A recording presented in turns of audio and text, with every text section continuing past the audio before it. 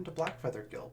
Before we go in and say hi to the cast and get started with the show, I wanted to talk very briefly about viewer actions and a little bit about sponsors. So first off, there's a number of ways that you can actually actively participate in the show through viewer actions. One of the easiest ways to do so is through retweeting the game tweet. You should see that somewhere in chat if it's not in there already. But you just click on that link and hit retweet, and for every 5 retweets that we get on that, it will add a bonus to the cast pool and the game master pool. Now, in most cases, that's going to be an extra d6 that they can add on to any roll. Basically, a great way to use that is if a player is almost meeting a DC, but they're just not quite there, they can grab one of those d6s from the cast pool, roll that, and then add that to their roll. Basically, is how that works. Same with the GM. So that's one of the easiest ways that you can participate that way. Another way is through guild coins. That's our Twitch channel points. If you look at the rainbow colored icon, it should have the Blackfeather Guild crest on it. It should be right below your Twitch chat box. If you click on that, it'll show you all the different things that you can get with those. The biggest one being plot points. Now, plot points, you can see an example right over here. They all work pretty much the same way. It's just a matter of how big of an impact they have. So for the example, and we've got 2 plot points, the player of your choice gets something moderately helpful or unhelpful. Enter any suggestions for the GM into chat, or you can have the GM come up with something entirely on their own. So just choose if you want it to be helpful or unhelpful to the party, and that's kind of how you can use them. You can throw in your own suggestions as well. How those work: 1 plot point is something trivially helpful or unhelpful. 2 is moderately, 3 is very, and 4 is very to the entire party. So if you want to do something to help the entire party or really throw a monkey wrench in their plans, 4 plot points will do that. So that's guild coins. And then finally, we've got donations. So if you want to help out with keeping the lights on in the place, so to speak, there's a number of ways that you can financially contribute. One of those being coffee.com/Raven or raven.rocks. You can see both of those examples down there at the bottom. Those are the addresses to do direct donations. You can also do Twitch subscriptions or bits. Those work the same way. And then finally, Patreon. We've got a Patreon, which you should see in chat here any second if it's not there already. And our Bard tier patrons and higher get credits towards viewer actions every month that they can use on any show that they would like. You just have to let us know in chat how you want to spend those, and then we'll hand those out. So some very cool stuff. Before we hop over to see the cast, one last thing to mention is a couple things on this chart here.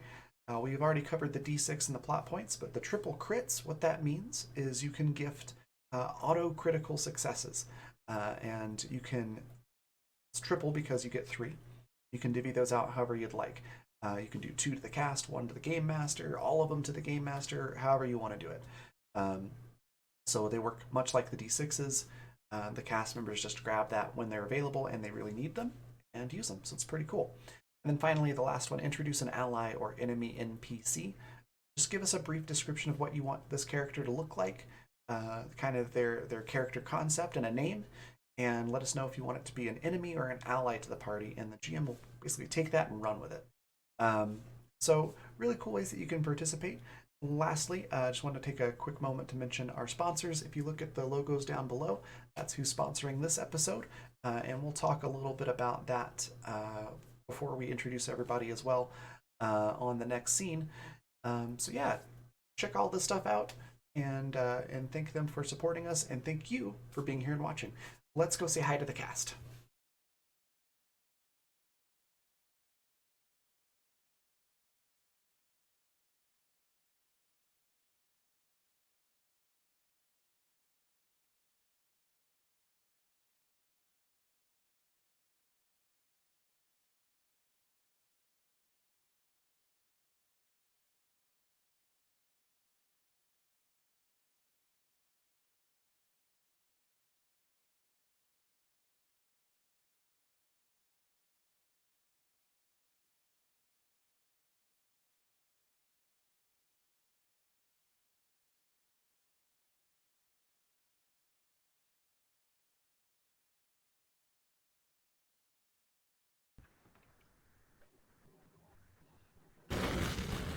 Hey, welcome back to more Neon Devils. I'm pretty excited for what's going to happen today because it sounds like maybe we're going to get to one of these really cool, mysterious hidden cities and see all the crazy stuff in there.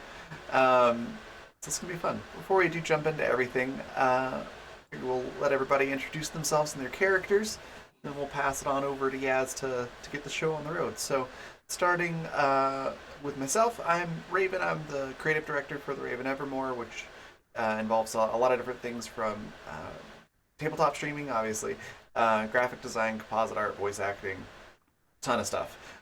You can find out all about that on my Twitter, which is right below my face, or on any number of links in my link tree, which is there in chat. And then I play Kat Continuum. She is a magic user, supernatural detective, always eating because she's constantly using magic and burning calories. Um, and she's just pretty quirky. Um, yeah, that's pretty much Kat. Passed on to Paladin. Tell us a little bit about you and Daniel. Hi everybody, I'm Paladin Hulk, Twitch moderator for Random Tuesday, Little Red Dot, and the Stalwart Initiative. And today, as always, I am playing Daniel Vanderveer, detective with the LAPD, and I'm on the hunt for my missing daughter. I'm getting very worried, but we've got some leads now, and I'm confident that if we all work together, maybe somehow it'll work out. Or maybe we'll all die. Let's find out. Awesome. Next, we've got Par. Tell us a little bit about James and yourself. Hi, I'm Par, a person here on the internet, aspiring writer until I'm no longer aspiring. And James is a quite a interesting individual that I get to portray here.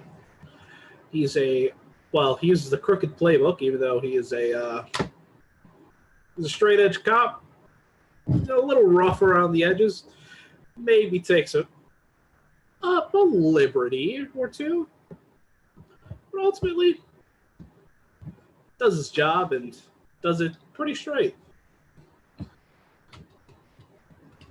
That's cool. Next, we've got Nate. Tell us a little bit about you and Marco. All right, I am Nate. I've been playing some tabletop RPGs for quite a while, but other than that, don't really have any social medias to follow. But I'm playing the character Marco Verota, who is essentially an evil on the side of good. He's definitely a werewolf, and you guys were reminded recently of that. And he likes protecting those who aren't strong enough to protect themselves. So let's see where that leads me today. Awesome. We also have Econorlax. Unfortunately, they weren't able to be here today, but they play Tabitha, who is a very gotta dot all the I's and cross all the T's. Kind of reminds me like a and I can't remember. This might actually be her rank, but like a desk sergeant who requires all the detectives to do their paperwork and everything. It's a fantastic character. Econorlax is fantastic. Definitely give him a follow on Twitter. That's his Twitter handle right over there on the opposite side from me. And we'll probably see him back next week. And then last but not least, we've got Yaz. Tell us a little bit about yourself and this wonderful game here, and take it away. Yay! My name is Yasmin Tatiana. I am a visual and verbal storyteller. And I run Neon Devils, which is it's so hard to think today. An urban fantasy kind of nitty gritty that follows these special the spooks. This essentially a special department of the Deus Los Angeles Police Department. I am going to keep shortening that somehow. Anyways, and their quest to try and figure out what on earth is going on in the city. I would like to recap a little bit of last week's game. We accomplished a lot of character stuff, which I think was really great. And if you get a chance go back and rewatch that episode last week, you definitely should. But to sum it all up, Kat worked with her new friend Savoy in playing games to earn a favor with them, which she then sort of later exchanged. They met with the Raven twins, bested them in games that they didn't anticipate that the players would play, earned Magweed's memory back, and received a key card that would allow them to walk into the second city. And that is where we left off, was them leaving the game room of the Raven twins. Yeah. It is about 1:30 a.m. Game time. Oh, I should probably post my little website thing. Anyways, never mind. Don't worry about it. It's about But I want you to 1:30. post the website thing. Okay, I'll post the website thing. There we go. Ta-da! Ooh. So it's about 1:30 a.m. You guys, you are missing two of your compatriots who you assume have kind of gotten lost in the labyrinth that is this casino slash game hub, from cultures all over the world. And Marco, being one of the people that is not there, can you describe a little bit about what you're seeing right now? I don't think Marco would have ever kind of been into a place like this, or he's kind of just a culture shock, just seeing like, oh, that looks cool. All right, guys, yeah, I'm gonna. As he walks away, he doesn't really tell anyone anything. I kind of have this headcanon with the technical difficulties we had last week that he probably got trapped in a pachinko den, some interesting games from Japan that is like, oh, cool, falling metal balls that can make money somehow. I can win. All right, let's go check that out. And he's just mesmerized and stuck there and just having a grand old time. So you are kind of in the moment of being hypnotized by this. Can I have you roll sharp for me? Rolling sharp.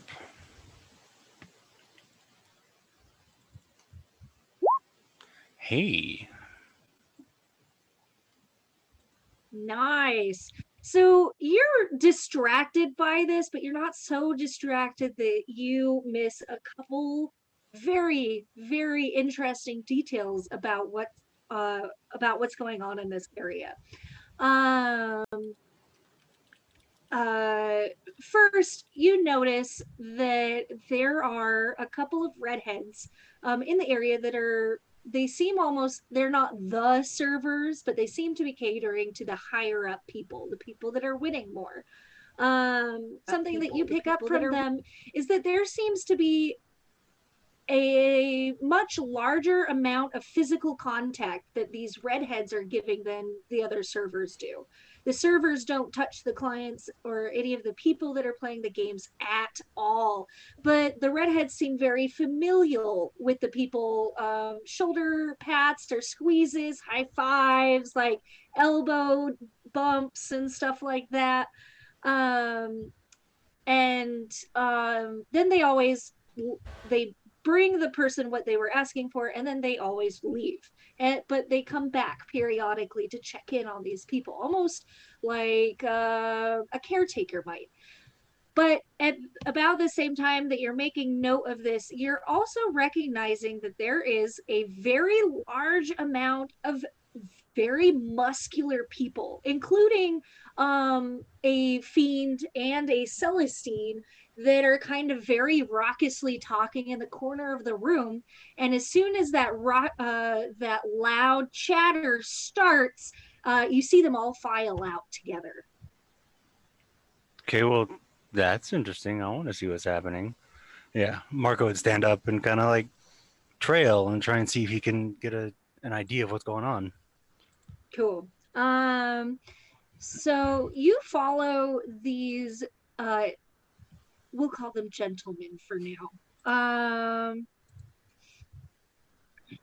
So you follow these gentlemen are you at a distance? Are you catching up? Like, Nonchalantly, just kind of following at a distance ish. okay, so they don't really notice you. They all seem to be very, very self-absorbed in what it is that they're doing. And they go down a hallway, which doesn't look like anything that you've seen previously. This hallway has no carpeting, no crown molding, no paint. It's all concrete, looks a little scuffed, but it's clean. Everything is very clean, and this concrete hallway opens up into what looks like it used to be a warehouse, or a storage house portion of this building. And in the middle of it has been set up a very ramshackle ring. The room is already full of people in suits and gowns, very, very finely dressed. And there are two people that are duking it out right in the middle of this ring. And you very quickly put together that this is probably a fighting ring and that there are bets being placed. And you notice that the only people in the fighting ring are people that are not quite human. Well, that sounds right up my alley. Kind of try and scoot a bit closer, see if I can suss out any rules or, I guess, off limits type things in said ring. Um, Or are I there servers nearby where I could ask yes. specifically? In fact, there appears to be a redheaded woman with a cocktail tray in one hand, and she appears to be writing in a notebook against her hip. Like she's got so much going on right now as somebody's talking to her, and another person is plucking a cocktail off of her tray, and she's talking to like two other people, and she rips off the paper and hands it to the first person, um, serves another drink, and finishes her conversation with the other people that she had around her. And for a very brief moment, she does not look like she's engaged with anyone. All right, I'd walk up and be like, "Hey, sweetheart, I've got a question if you've got some time." She looks up at you almost indignantly, but there's like this huge, sweeter than normal smile on her face, that doesn't quite match the look in her eyes. And she says, yeah, yeah. What questions can I answer for you?" So I see these are obviously fighting pits and betting pits. What are the rules for betting and or fighting or entering these pits?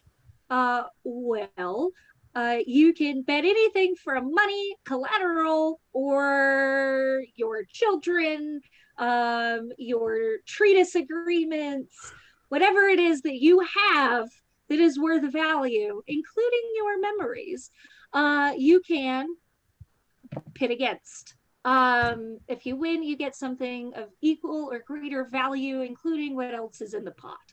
And uh, you know, there's not a lot of rules, but you might want to check with the jockey over there that's taking names for the next fighters.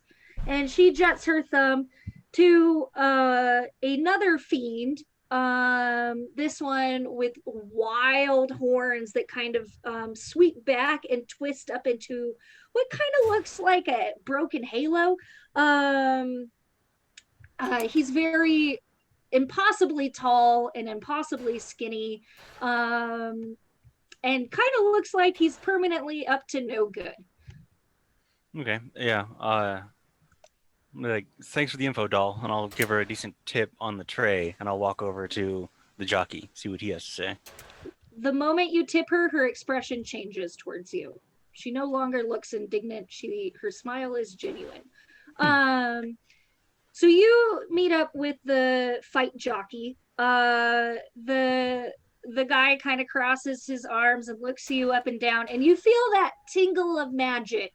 I'm gonna have you roll cool for me. Rolling cool.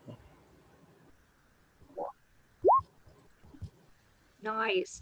So you feel this tingle of magic, almost like it's like plucking at the wolf side of you. And you could feel the response of it, but you have enough control in this moment not to just immediately shift. The guy then grins at you and says, "Are you fighting or are you placing your bets today?" I think it'd be fun to fight. Let's see what happens. He says, "Can I get your name, please?" I'm Marco.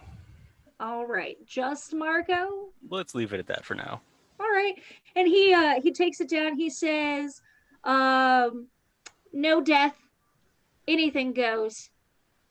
Stage is yours. We'll be calling you in about 15 minutes."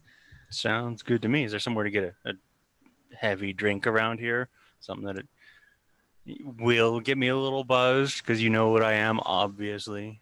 He stands up and looks over the crowd and then whistles terribly loudly.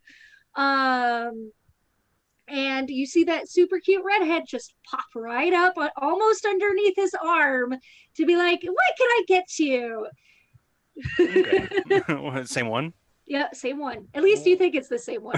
Fair enough. Well, hello again, sweetheart. You got any fuck it. You got any werewolf hooch? Some nice moonshine that might be wet my whistle. There's a sparkle in her eye and she says, "Of course we do, just give me a moment." And she reaches out and pats you on the shoulder and just heads off. All right, sounds good. Off to milk a werewolf. The fiend turns back to you and kind of leans in to meet you at your level, and says, "And all of our fighters, we do ask that you place something in the pot to get you your position. What will you be betting today?" And as he says this, very distinctly, a Celestine man shows up at his side, blonde hair, looking like a Michelangelo painting, cherubic blue eyes. Like, this guy is too pretty to be standing here. But there is a look in his eye that spells even less good than the fiend had up to. And this guy has a wad of cash in one hand, clutched with a notebook, ready to take down what it is that you're going to be betting tonight. Okay. Can I like see the pot or what it's up to? Is it Nope, you cannot tell. okay? We left our weapons at the door, correct? Kind of thing. Correct.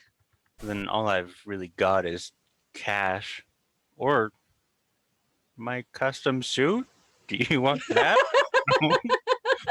Like, The man kind of like gives you like a narrowed look and raises an eyebrow and says, you know that it doesn't have to be physical means, right? We could take your fondest memory from you, and that would count." let's just go monetary this time, if that's all right with you. Sure. He says most patrons put down about $200, but if you can bring that up to $600, I'll get you in faster. Okay. Did I do at least decently well over at the pachinko?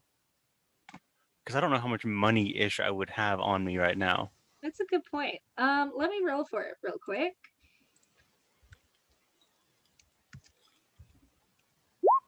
Yeah, you did very, very well. Oh wow! Hell yeah! Then up to 600 it is, nice and easy. Nice. You made about $1,800 on pachinko. Good God! All right. So you put down your 600, and the Celestine guy, who looks like he has white feathers tattooed up his neck and across his shoulders, just wearing a tank top, gives you a very seedy grin, takes your money, writes a little thing down in his notebook, kind of slaps his friend on the shoulder and sits back down. The redheaded woman jumps back into your area and hands you a very large clear glass with a very questionable green and amber swirly liquid. Yes, This please. doesn't really look like any of the werewolf hooch you've seen before, but she smiles and says, "It'll get the job done." Fair enough. I'll give it a quick sniff and then just down it. It's like motor oil. Yum. Can I have you roll what it would be the one to do for that one? Just make sure that you can keep your head on your shoulders. Can I Tough, have you right? roll tough for me? Yeah. Tough. This would not be with your weird. Yes, experience.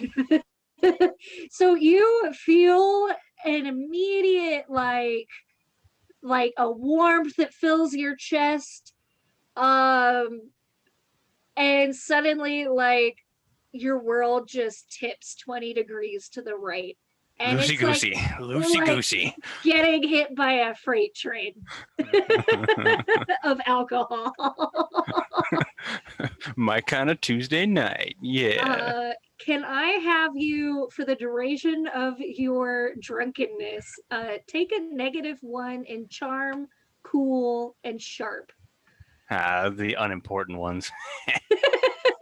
That's fair. That's fair. You finish your glass, and the fight is beginning to round up. It's about this time.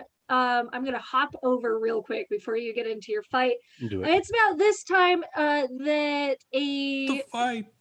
very, very sweet looking redhead shows up to the rest of the team, Kat, James, and Daniel, to be like, "We just wanted to let you know that your team member Marco has entered into the pit fighting. Would you like to be privy to one of these engagements? I'm sure you'd enjoy it." Guess we have to. And she giggles and she looks at James and is just like, "What do you mean, what?" I thought I was very clear. I'm just confused as to why. What's the other one doing? What? Where's Tabitha? Tabitha is currently drinking in the lounge area and enjoying some musical effects done by a local pop band called, hold on, let me see.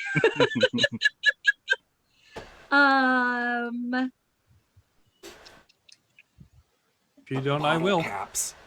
That's actually pretty good. Let's you. go with that. What was it? Bottle Bottle caps. caps? The bottle caps, yeah. Listening to the musical stylings of the bottle caps. Would you also like to be shown where she is? I've heard the bottle caps. I don't think they're for me. Cat looks at Daniel and like incredulously and just says, "What do you mean we have to go watch Marco? We get to go watch a werewolf fight." I mean, that might get really bloody. Yeah, it's gonna be great.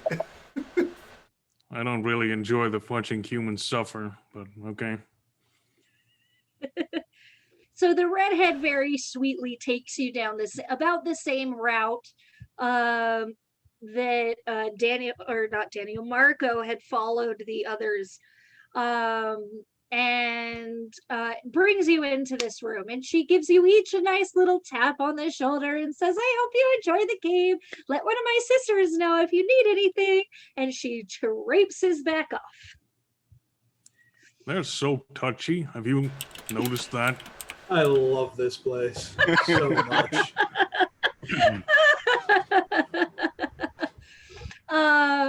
So it's about this time you guys walk in as the jockey fiend jumps over the fence in one smooth gesture, takes the stage as the two very beat up but still breathing non-humans are escorted out of, and this is not, these are humanoids, they are just not human, escorted out of the ring.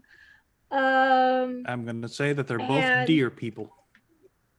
Perfect. They are both deer people. They're squaring off over a sweet doe standing in the corner. Squared off over some and- sweet dough. I'm sure they're Money, baby! I'm sure they're dear to somebody. I keep messing with my hair. Oh my god. Okay. So this fiend takes the what looks like a microphone that's clearly not attached to anything and might just be there for props, and with a big voice says, "And team players, we have a new candidate tonight. I would like to introduce to you the one, the only Marco." And a little slat in the cage slides open right next to where you are, giving you the opportunity to walk in. Jesus. Okay. Would I have had like time standing in there, getting ready, kind of thing? I mean, you have about enough time to get jazzed up.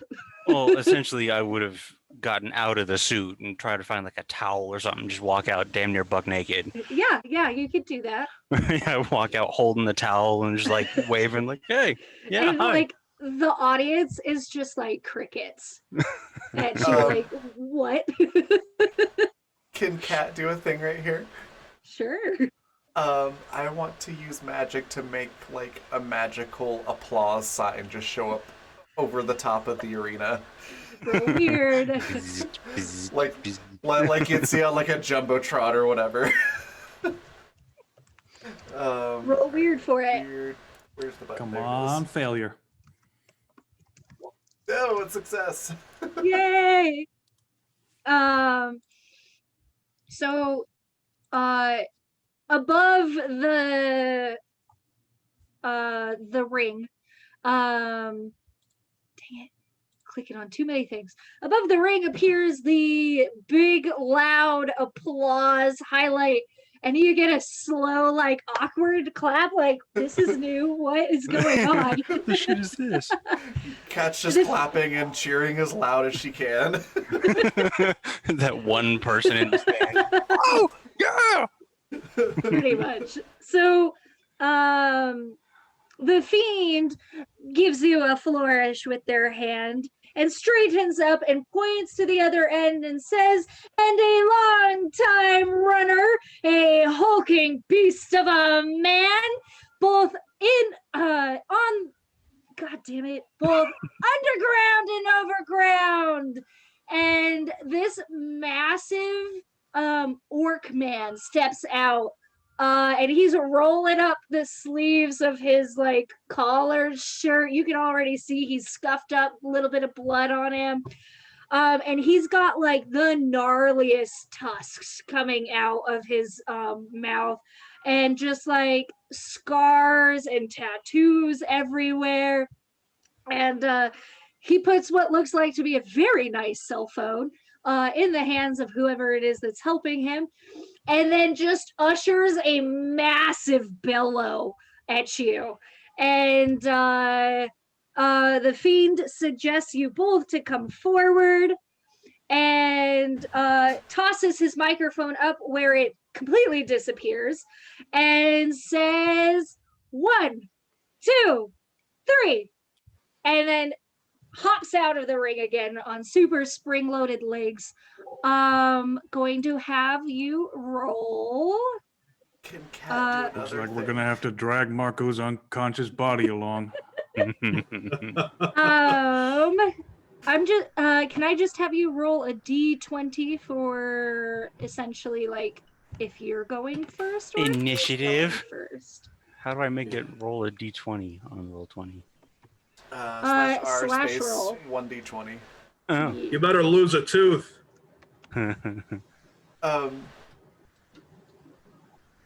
Slash. I would like to have Kat do one more thing, like right before the fight actually starts, like as the challenger or the champion or whatever's coming out. Okay. So we had the applause sign and like trying to get everybody to cheer for Marco. And when the champion comes out, I just want to do like the fail sound on The Price is Right, just like bum bum bum bum boom. A roll. Oh, did you roll already? I No. am figuring it out. Oh wow! Oh, All right. Nope. Sorry. Can I get Sorry about experience that. for that, please? Sure. Yes. You may mark any point of experience for a 1. But I'm going to work that, just so you know. Do it. Cat 10 being a That's- success, Yep. it perfectly happens the way that you expect it to.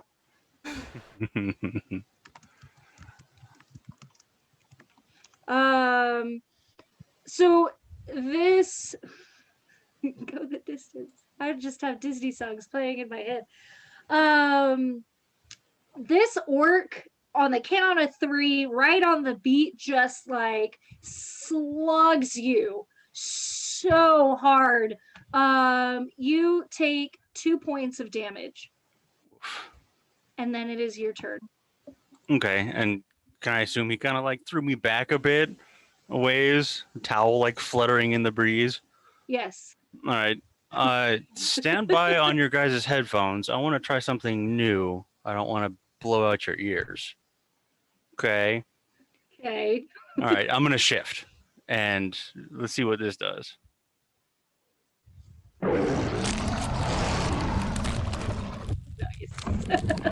Did it do it for anybody? Yeah. All right.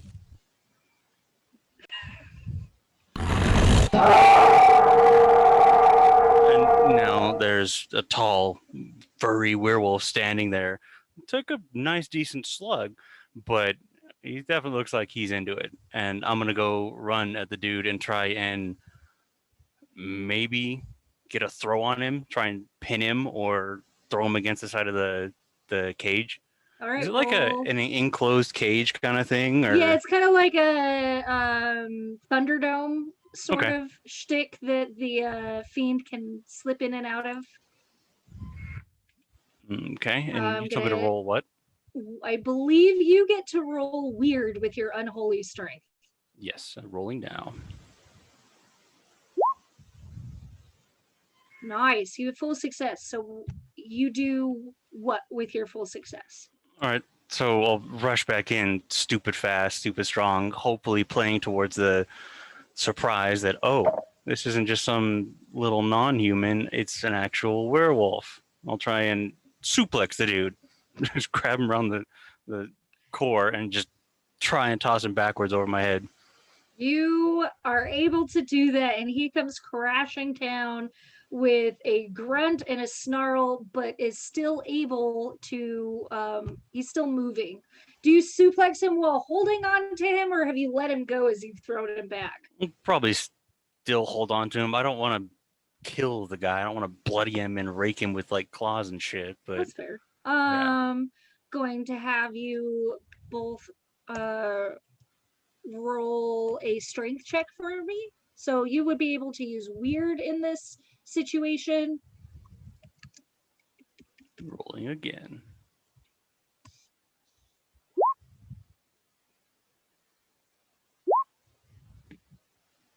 You have to beat an 11 Well, to keep a hold of him.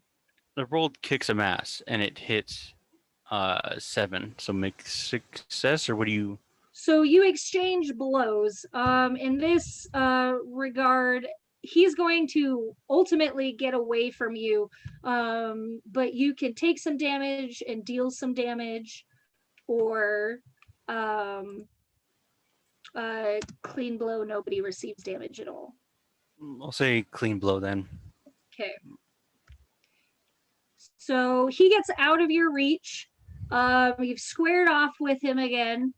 And it's your turn, I believe. He Okay. took a turn getting out of your grip. Squared off again. All right, I'm gonna try and like throw him around still. Get up in his face and try and throw him towards the edge of the ring against the chains. Okay. Mhm. roll kick some ass.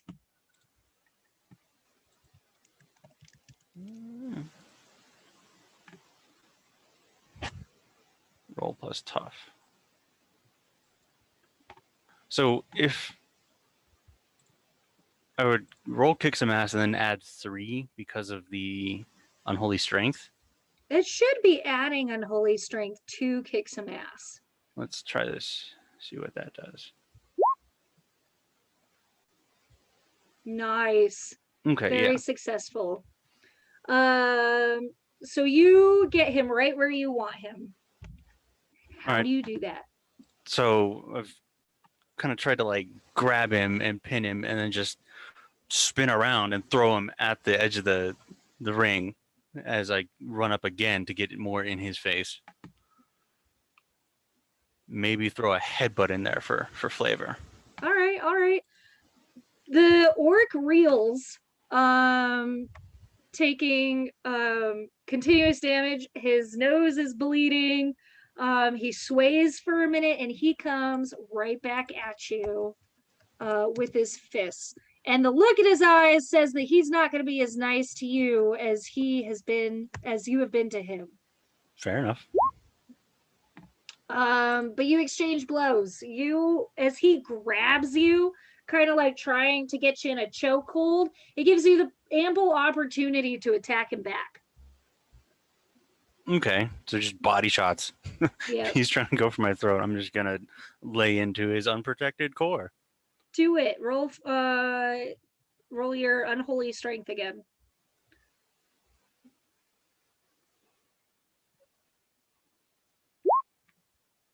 Perfect. Jeez, all right.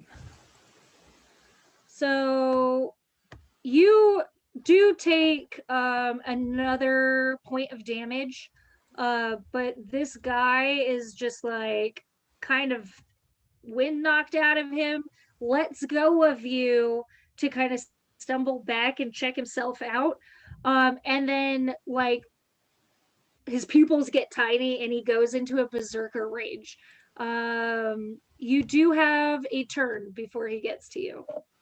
Okay, then I'm gonna try and grab him by the foot and do the Hulk versus Loki thing and just slam him overhead down on the mat.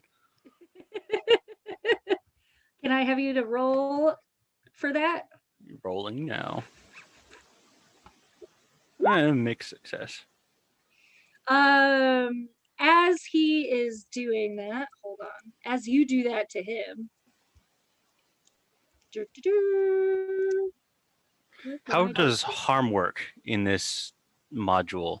Like, if I get past okay, does that mean I'm like down and dying or like unconscious? No, it just you become unstable at that point, and it's just like the closer you get to dying, the worse it is. But you'll need like stitches or something, Okay. or something like that.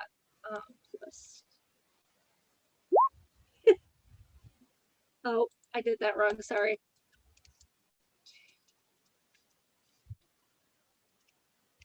All right, so he does not really get a good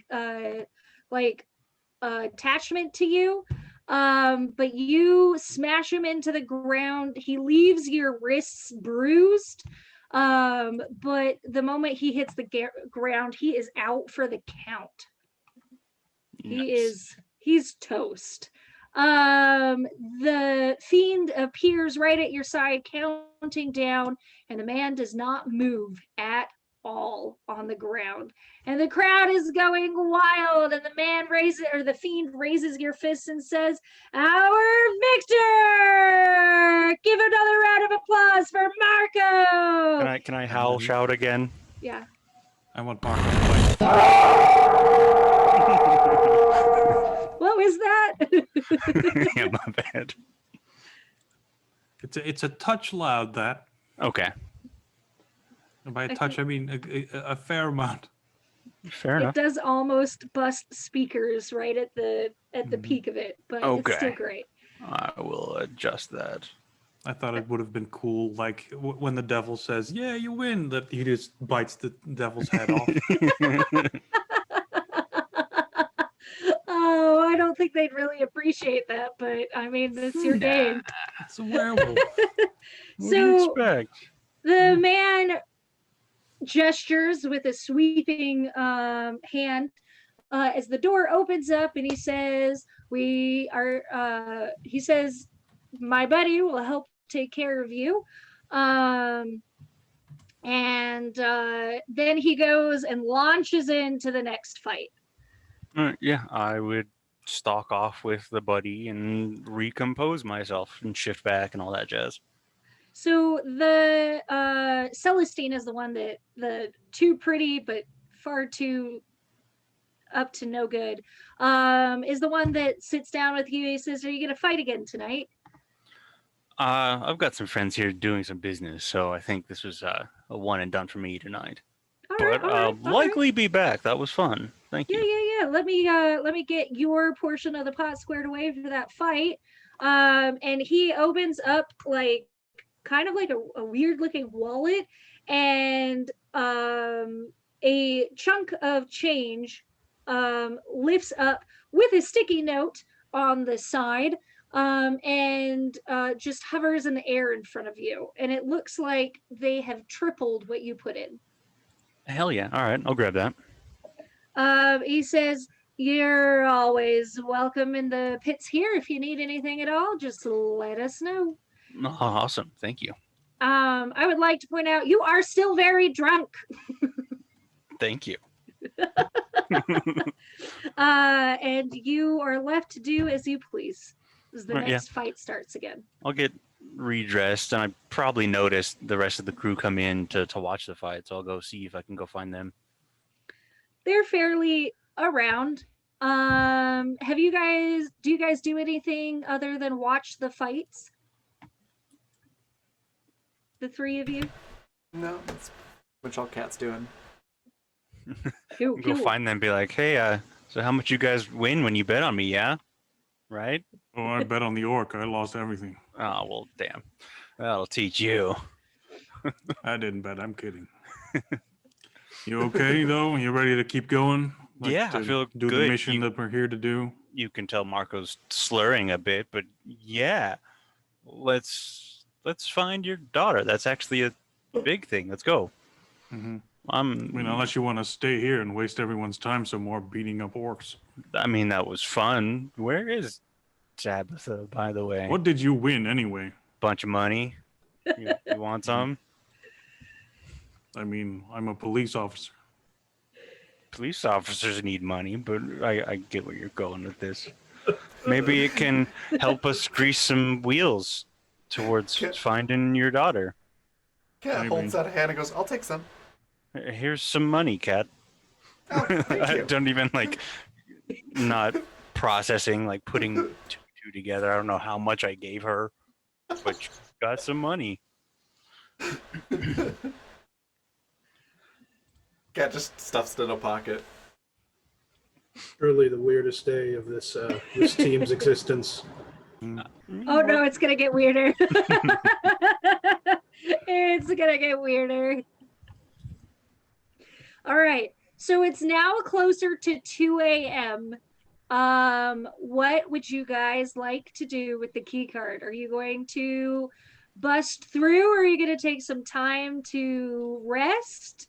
That's also something I would have liked to ask or get out in the open. Marco has no idea what you guys were doing, so I would ask, hey, do we have any leads, or are we still in the dark? Yeah, we have the way to get there. We have some contacts on the other side. So let's all get some sleep. Meet up again in the morning. I'll pick up the wife, and then we'll all go together.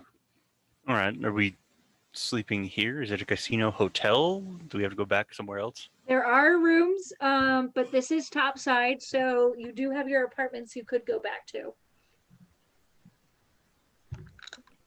I mean, like a staycation. Come I on, know, right? guys. We're gonna. This is the calm before the storm. I think we should Why take not? advantage of it. Know what I'm saying? I guess that is a good use of the money. Yeah, go for Rent it. some I'll rooms. put everyone up tonight. Well, Sweet. it's very, very kind of you, Marco. I had some fun. Yeah, might as well share with my friends. I feel bad not going right away, but we need sleep.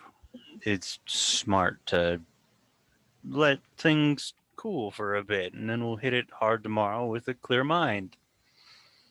Don't worry. We won't stop until your family's reunited. Thanks, So, James. as you're discussing this, one of those sweet little redheads just sidles right up to James and hooks her arm around his and is just like, "Oh, you want to get all set up with rooms? Let's do it." I would love literally nothing more than that. So she takes you to it's not a front desk. I mean, but it's also not like some shabby little place. It looks like the most appropriate but poorly placed desk to get your room squared away.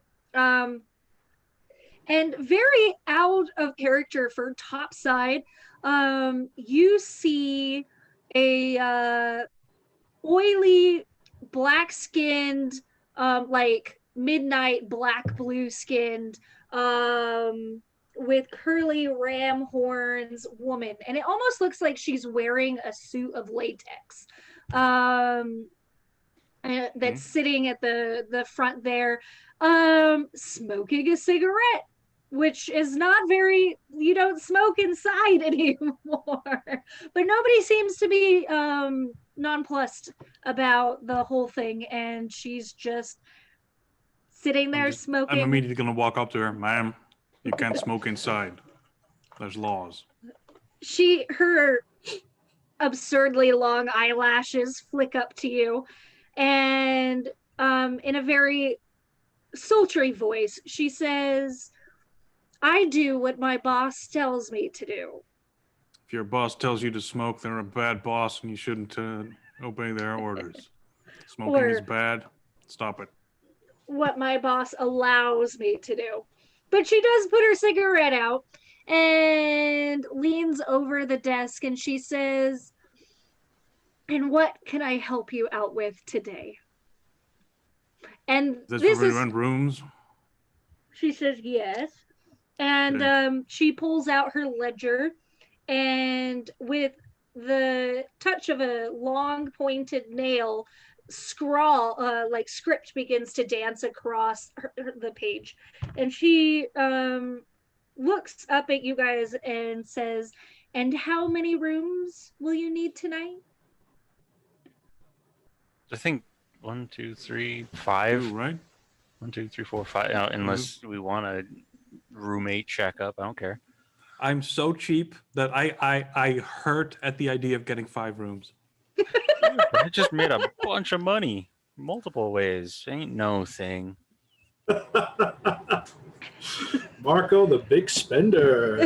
Up to you, man. Cat's gonna look at Daniel send... and be like, if it'll make you feel better, I'll just pay for my own room. And she's gonna pull out that bunch of cash that Marco handed her and use that to pay for the room.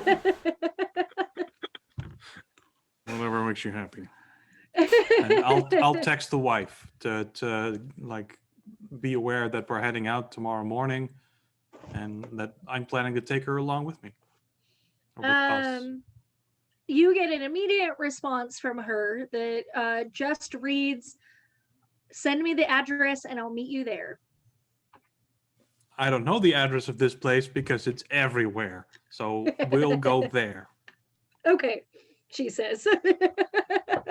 It's just like, okay, no period. Hey.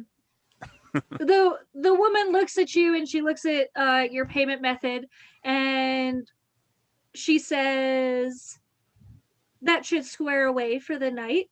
Please let us know if you'll be staying longer than that."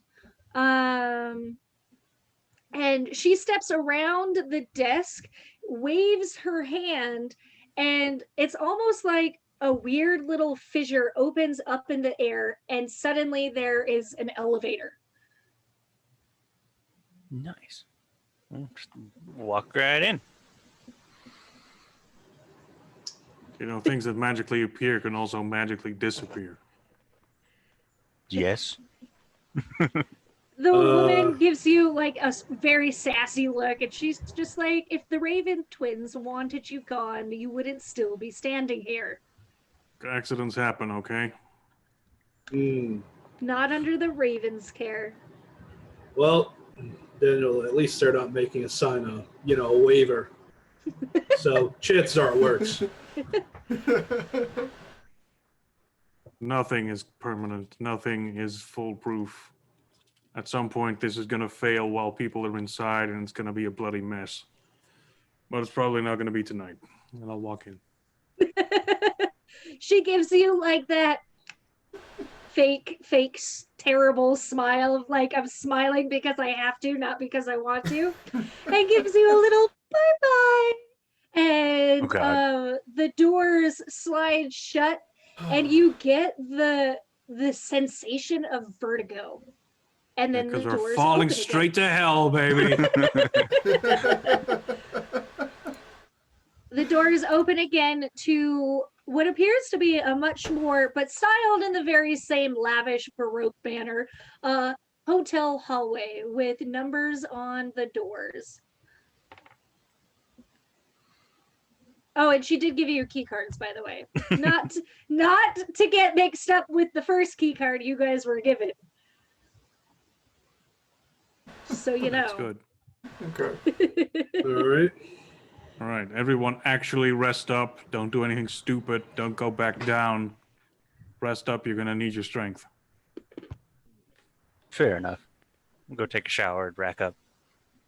I already had my fun for the evening. So does anybody do anything questionable while they're here? Do anything questionable? The cocaine out of my back pocket. Literally anything you guys do is questionable.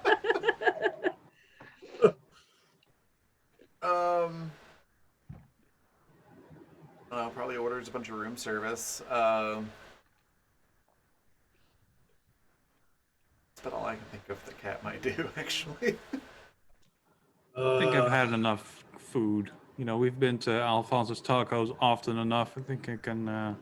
It has been a very food heavy 12 hours. I will. Nothing particularly interesting happens. Tabitha, when her show is finished, is also provided with a room and goes and joins you on the same floor, so that she will be there when you guys leave. I think it's about 2 a.m. Daniel, you receive a phone call, or not 2 a.m. You guys are going to bed at 2 a.m. It's about 6 a.m. Daniel, you receive a phone call from the precinct. Okay. It says, Detective Vanderveer, I understand that you and your team are currently on a case, but we are going to need a bit of expediency on this. We are showing an influx of what we believe is supernatural related crimes. Now, the commander thinks that it's not correlated, that there's just a rash of riot insurgents going on. But you know what? The rest of the boys and I at the precinct are, we got a sick feeling about this. Do you know about the rise in violent murders tonight? I mean, just like genocide of both magical and human families slaughtered. Okay. On that note, quick pause to say thank you to Horrible Gamer J for the $25 donation through Coffee Nice. to introduce an ally or enemy NPC. The note just said have fun. Gamer J, is there a particular name or type of character that you'd like us to introduce? And let us know if you want them to be an ally or an enemy to the party. Just let us know in chat. Thank you so much. I really appreciate it. Yeah. We are super happy about that. Thank you.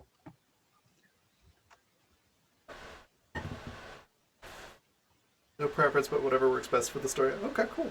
All right, cool. Thank you so much. I will have to think about that. All right, but back to that phone So call. that was a text I got or a phone call? a legit phone call. A Like legit somebody phone called call. you from the All right, precinct. I'll answer. You know, it's 6 a.m., right? Yeah, we apologize You know, we for clock calling in you at this early. 9, right? Yeah, but Okay. Dude. the precinct calls you again. Actually, this time the precinct calls Tabitha. There you Cannot go. get through. 'cause He's in Tabitha- charge. That was just Ow. my problem all of a sudden. And the precinct is gonna call everybody at 6 a.m. Starting with Marco. At 4 hours of sleep, that's not enough. Marco, your phone rings. It's the precinct. Okay. Like half like asleep, half whatever. Just turn it on, put it on speakerphone.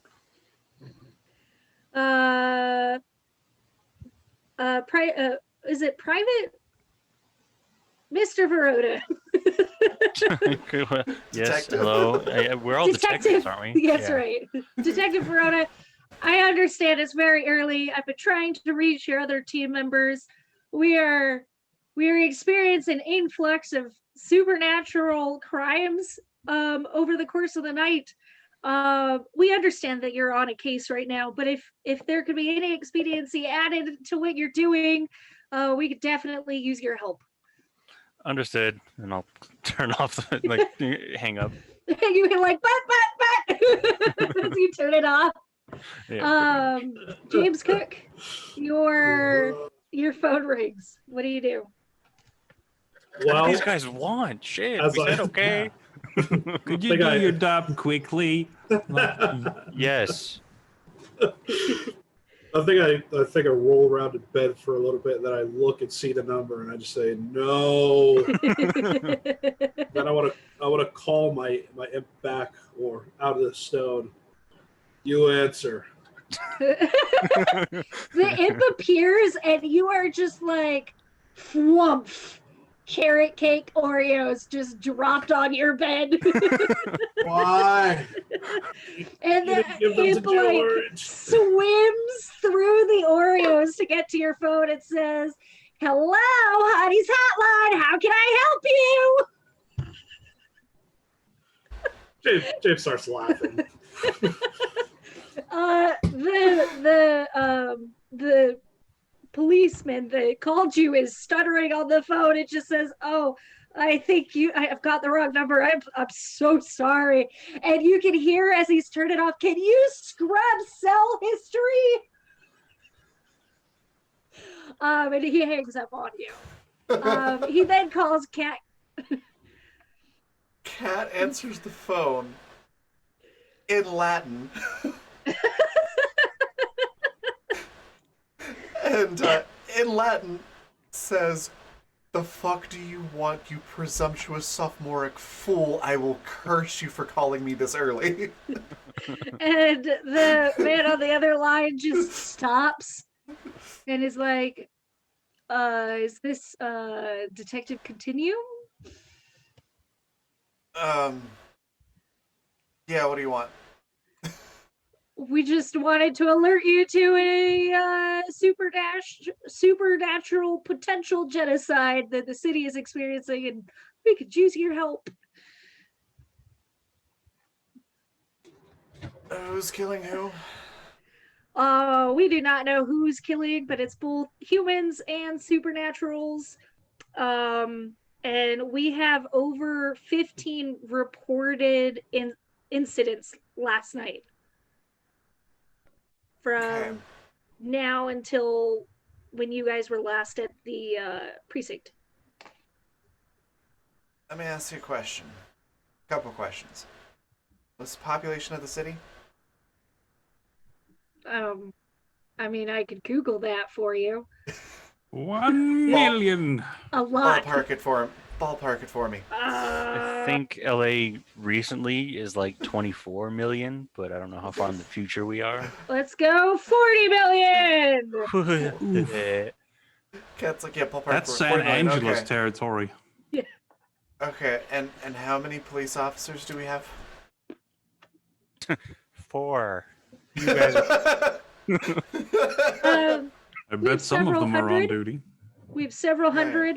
All people are on duty. We're working as fast as we can, but there's something. So, and he starts stuttering because he's trying to talk so fast. He's like, "Our new recruits are a little out of their league, and we could use some experienced people on Like, site." I know we're fighting like a boogeyman who kidnaps kids and like wipes out whole families, but this guy I hate way more. So Cat finally Fuck this responds guy. and I say goes, we cancel this whole quest, find out who this asshole is, and beat the fuck out of him. So Cat says, all right, so out of 40 million people and hundreds of or whatever police officers, of all those people, you decided to call me 2 hours before my alarm goes off. He like clears his voice. He says, "No, I've tried to talk to your entire team. You're my last resort." Oh, you really are fucked, aren't you? There's just silence on the other line, and in the very background, you can hear, "Are they going to come and help us?" Somebody else asking. There's we 10,000 essentially on cops this- in LA now, so Aren't we Okay. essentially on the same case? But I guess no one knows that. Yes, you are. mhm. So, Cat's just gonna reply and go, fine, I will be in as soon as I can. But you should know, for this insult and injury upon my person, your coffee will always be too hot to drink for the next week. And she's just gonna hang up. Why Cat are you doesn't so actually know how to- terrible, Cat? Cat doesn't actually know how to do curses, it's just Just something intimidation. to scare A them. placebo curse. Yeah, I don't have that move from what is it, the Jinx playbook or something like that. Yeah. You should totally take stuff from that playbook when you get the chance. Oh, I'm absolutely going to. But she just says that because she knows that they're not going to know the difference. So now I'm just picturing that guy, like, every time he goes to take a drink of coffee, being like, is it going to be too hot? Is it going to burn my mouth? So scared. So scared. Horrible gamer Jay. I don't even drink coffee and I feel for that person. It's a terrible curse. Yeah. So Cat will go back to sleep for another 30 minutes and then get up and get ready. All right. Too hot is a weird curse. Like a more practical curse would be that you like forget your coffee exists until it's too cold for you to enjoy. That's But that's just awful called too. having ADHD. Yeah, I mean, I do that to my tea often enough. Mm-hmm. As I say that's just my life. Yeah. Too hot to drink though means you can never enjoy it because it'll always burn your tongue. My cold But that's- coffee is always a la paint, flavored paint coffee. You know, Evo. All right. So you guys start shuffling awake despite this 2 a.m. phone call. Would you like to take a break now? This is 10 minutes earlier than we usually do. Yeah. Because Be perfect speaking time. of coffee, my magic coffee mug is broken and I need to go fix it Okay. by putting more coffee in it. Right. All right. So we'll take a quick break and then we'll get back to the game. Alright. Sounds We'll be good. back in about 10 minutes. Don't go anywhere. We'll find out what horrible things happened to this intern. Be right back. Cool. The plotting begins. No.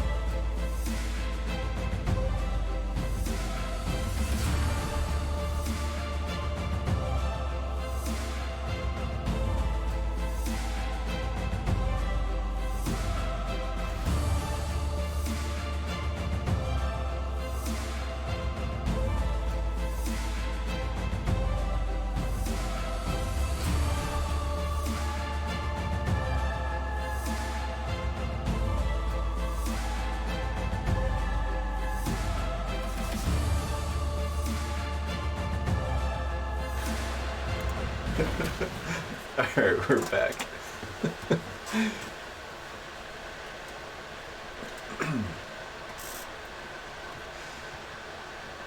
Welcome back. So,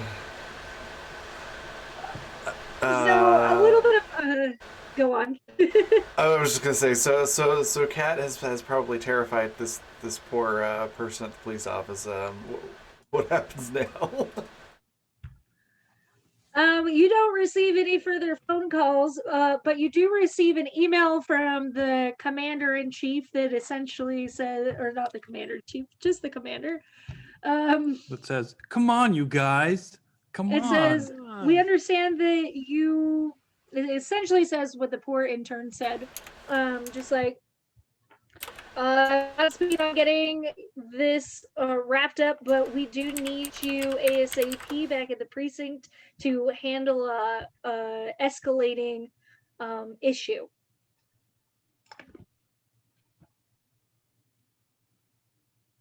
Do we all get that email? Everybody gets that email. Reply all. Okay.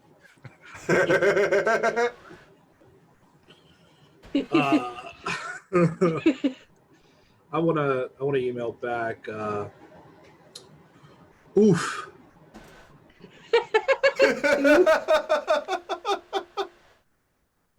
Big oof. Do any of us, Daniel? Are you able to Oh connect the no! dots? Oh no, We have lost the GM. Oh no. she is frozen. Critical Oh, part of this no! whole show. She's not here, guys. Oh, hurry. I'm the GM now. I'm the GM. Crashed. I'm so sorry. Oh, she's back. No There we worries. go. We're all in the wrong spots though. I apologize. Everybody I mean- around. Oh no. Oh goodness. So I think after the reply all oof, Kat's just gonna also do a reply all to that one, and just say big oof. Would we be able to connect the dots, or I guess would Daniel be able to connect the dots and realize that we already are on this case of the boogeyman? Yes. Yes. I mean, so Like I'm gonna keep going no matter what. well, absolutely. It's my daughter. Tell them that though, because I mean, we're working on it, dude. Get off my I'm back. sure Tabitha has that handled. That's also very true. I'm just gonna leave it Okay, but it's unread, not unreplied. Unread. spam. That'll We'll show wait to them. hear from Eka Norlax on how Tabitha handles that, but we'll just assume that that's what she does for the rest of the day. Once Kat's ready and has ordered a latte, she'll also do another reply all, just to be obnoxious, and it's only gonna say OMW for on my way. Okay. Marco would have probably gotten up after the interrupted sleep and tried to go find a continental breakfast somewhere. There is a very fancy continental breakfast. There are several places to eat, which look like they are in similar gardens, like Alphonse's courtyard. I mean, I love Alphonse's tacos, but you gotta have some variety. I mean, but this isn't specifically Alphonse's tacos. For It's just a place that looks like where you would find it. I would just go What's find going some. on? I would just go find some place that would. Continental breakfast. Oh, we're just having. Is there a breakfast bar? No. Yeah, Yeah. I like after being woken up, Marco probably couldn't have gone back to sleep, so he would have gone out to go superload on some calories to get rid of this hangover. I think I'll try to get more sleep. Because 4 hours is not a lot. I'm so sorry, guys. I'm frozen on stream. With a good The expression. lovely face so- on stream, yes. Mhm. Okay, sorry about that. ADHD. Here we go. Okay. My internet's a little janky today, and I don't know why. Anyways, Zoom's giving me some issues today too. It keeps saying my connection is unstable, even though I'm looking at OBS. I'm like, bitrate's very steady. It's fine. Little do you know that my everything is unstable. Yay! Mood. So you guys eat your fill of breakfast. We know that Daniel needs to pick up his wife. And that is all I know. What is your plan now that you are freshly, mostly rested? Scooping up Oreos. Yeah, we group up. I guess we meet each other at the breakfast bar. I'm a little late. You have a giant Santa bag full of carrot cake Oreos. Why don't you take these straight to George? It's a good thing that last time you saw George, they were in the same area. That's what I was going to say. George was near Daniel's wife, right? Yep. Yep, very near. Gotta go that way anyway. Well, let's go. Remember, we're going somewhere weird, so. My middle name is Weird. Right, but we don't know anything about the place, so let's take food and water. You never know. Fair enough. I don't want to drink any fairy water. Might come with a curse or some obligation. That's fair. It's not that bad. What, fairy water? Yeah, it's sparkling water, of course, but yeah, the flavor's not that bad. Right. Also, Marco, Weird is your middle name? Yes. That's weird. Yes. Okay. All right, so I load up on supplies, make some sandwiches for the road, some water bottles, get them in a bag. Like, all right, let's go pick up my wife and ex-wife, and we'll get out of here. Here's the key card. Getting you guys start heading out, and The key card works on like any door, yes?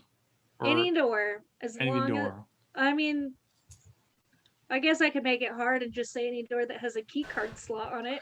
I was like, what if we accidentally mess up our hotel room key cards with that key card? I very seriously considered making you guys roll for it, but I didn't.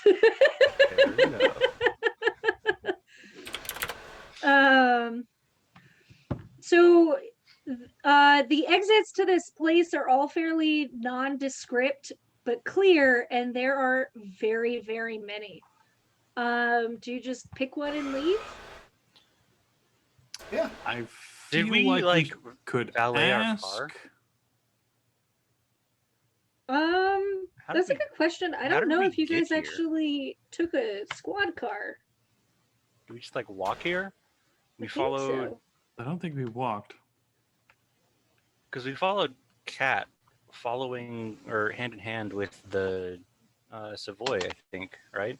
Mhm. Yes. So you were on foot for the most part. Yeah. But I don't know how you got to Main Street. We'll just assume you took a car. Big old 6-pack van. Yeah. Rolling in style. But no, I'll grab one of those redheads and say, I need to get to insert address here. Which door do I take? And the woman just smiles, pats you on the shoulder, and kind of leans down one hallway and points. She says, at the end there, just take the red door and it should get you as close to that address as possible. Thank you. All right, here we go. And true to her word, the door opens up to the underside, to old Los Angeles. You should just make this place a hub for travel. I know, right? The government would have a really hard time monitoring who's coming and going. Hey, Fine. wait You a just second. Make this entire place like filled with government agents. That would, No. the Ravens would Mines. just love that. I mean, they don't get to live here anymore. Can be annexed. James, you would recognize that you're a couple blocks away from that area.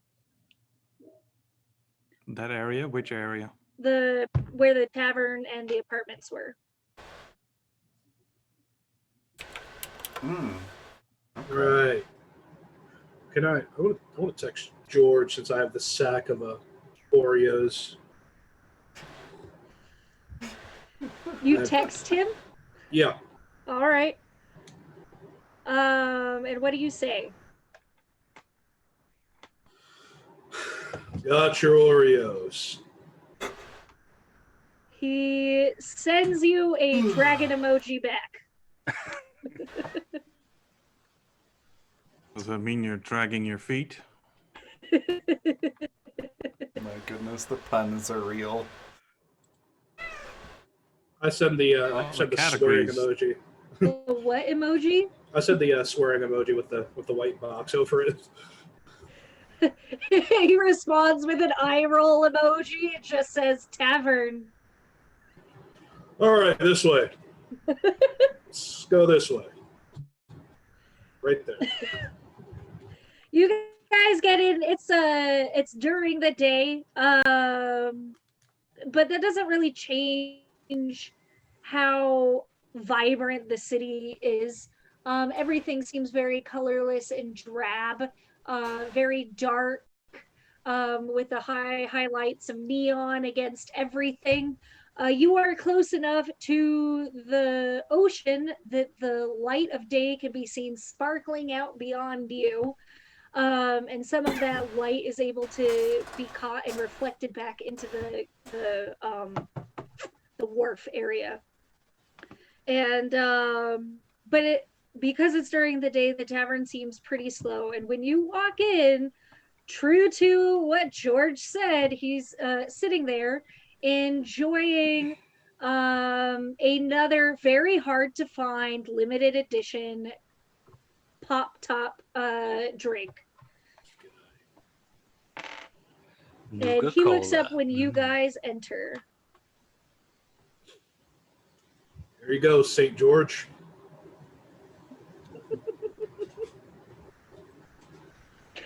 This draws like a small smile from his face, and he just laughs, looks into the bag, and says, "Oh, you did good work. Now, what was it that you wanted again?" Uther. What's he up to? That's right. Uther the vampire. What a schmuck. Saying this for years. He's doing his thing. He found out though that you've been in the Underdark and he's got goons looking for you all over. Lovely. Was there something specific you wanted to know about him? How can I get him off my back? Give him something else to focus on for at least now. You know We're literally going to another world. what? Trust me, Uther has his ways.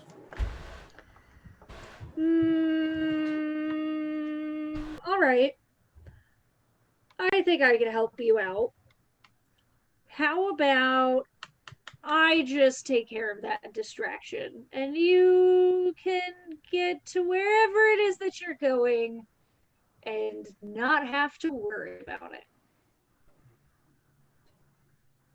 And he gives you a grin that feels like the smile should be so much wider than it is. Like the kind of smile that could fill up a room and make armies shit themselves in fear. That's a good smile. I don't know. I kind of give one of those looks like I can never read you. I could never read you. That's probably for the best. And he takes the carrot cake Oreos, heaves them over his shoulders, and says, "You know how to call me if you need anything," and walks out.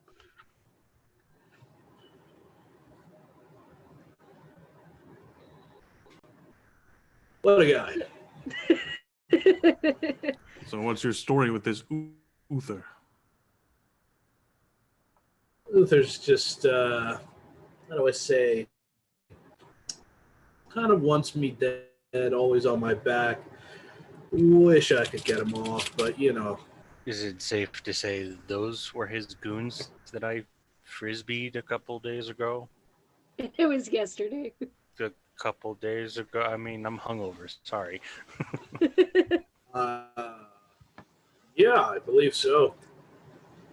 Did you Fair enough. realize What you're a police officer? You can just throw him in jail.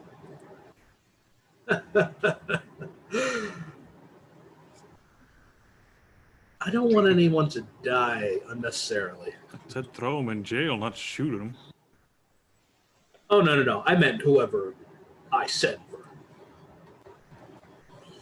If I go there, I'll definitely die. I mean, that's like... And if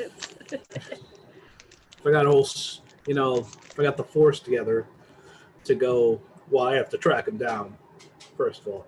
Second of all, if we did all go, a lot of people would die unnecessarily. So I'll let him continue to hunt me until, I guess, either I die or he dies. Cat Well, just you're chimes going in somewhere like, super dangerous, so that might be real soon. like Yeah. deadpan monotone. They'd have to put me in solitary. And then it's just like she's 1,000 miles away. Okay. All right. Well, everyone ready? Moving on. Any Yeah. last minute things you need to do? Have you Speaking- retrieved your wife? We heading that way? Right Yeah, over well, there. she's just upstairs. Yeah. I'm Speaking assuming of, that she's waiting outside or something. yeah, I'll have her waiting outside on the street for you guys. You would have seen her very briefly before walking into the tavern, I assume, and she would have followed you in there. Hi, Gabby.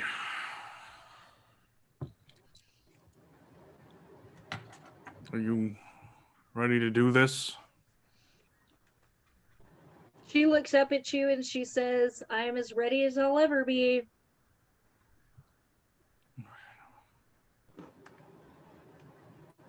I'll stand there awkwardly and then I'll try to hug her. She kind of like accepts the hug in a really weird way and just gives you like a pat, pat, pat on the back and sort of like shivers you off. All right. Well, let's go get our daughter back. So while this exchange is happening, Kat, you receive a text message. Actually, you receive two text messages. One is from Savoy that says, yeah, lunch sounds like it would be a great idea. The second message is from the reason why the Holdra are after you. A long lost love that you haven't seen in several years, I assume. You can decide on that time period. But she is sending you a text that just says, hey, just wanted to let you know that you came across my radar and I was thinking of you.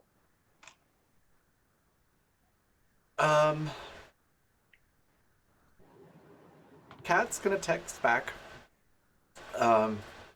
While like looking around and making sure none of her colleagues are looking over her shoulder. Text back the long lost love and basically say I'm doing okay. On a weird case, always thinking of you. Is everything okay? And she responds back, yes, with little heart emojis. I've just been really busy with a new job. But just wanted to touch base with you is all.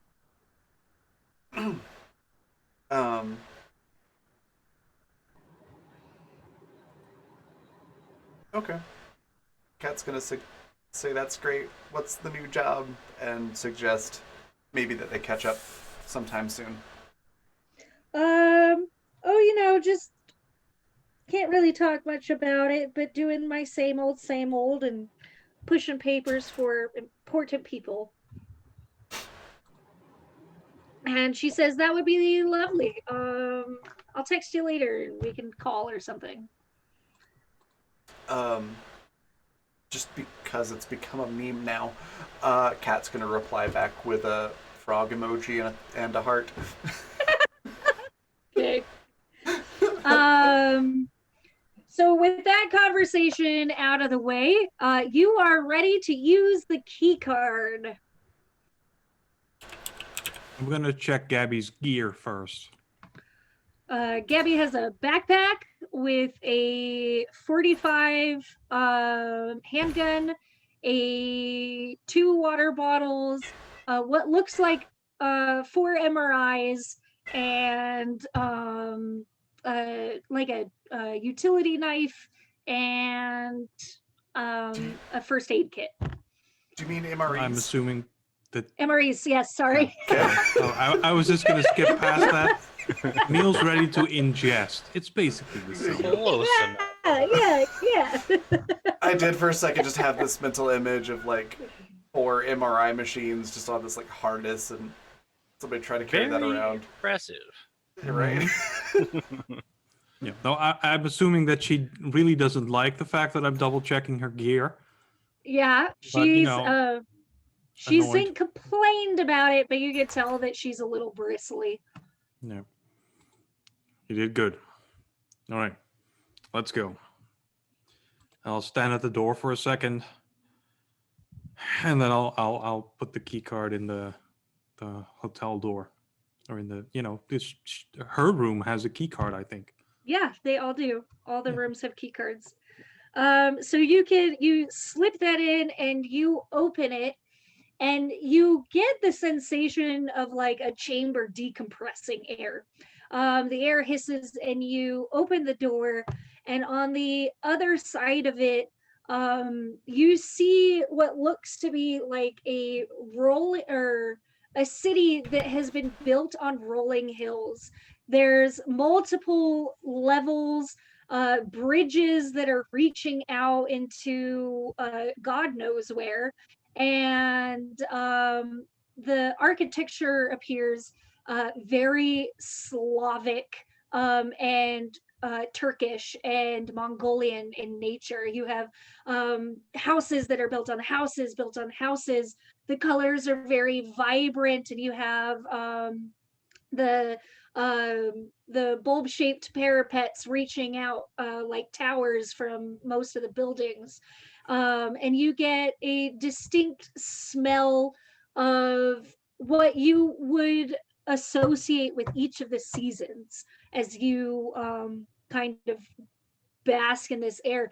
But there's also like the sensation of like a crisp or almost steel smell, and you can see people bustling and moving around, and nobody seems to pay attention to you or your door at this time, but you can clearly tell that the people that are bustling around here are all variations of anything that you could find in folklore, ranging from passing humanoid all the way to like garish, six-armed, lumbering, snake-like creatures. Like it runs the gambit of strange.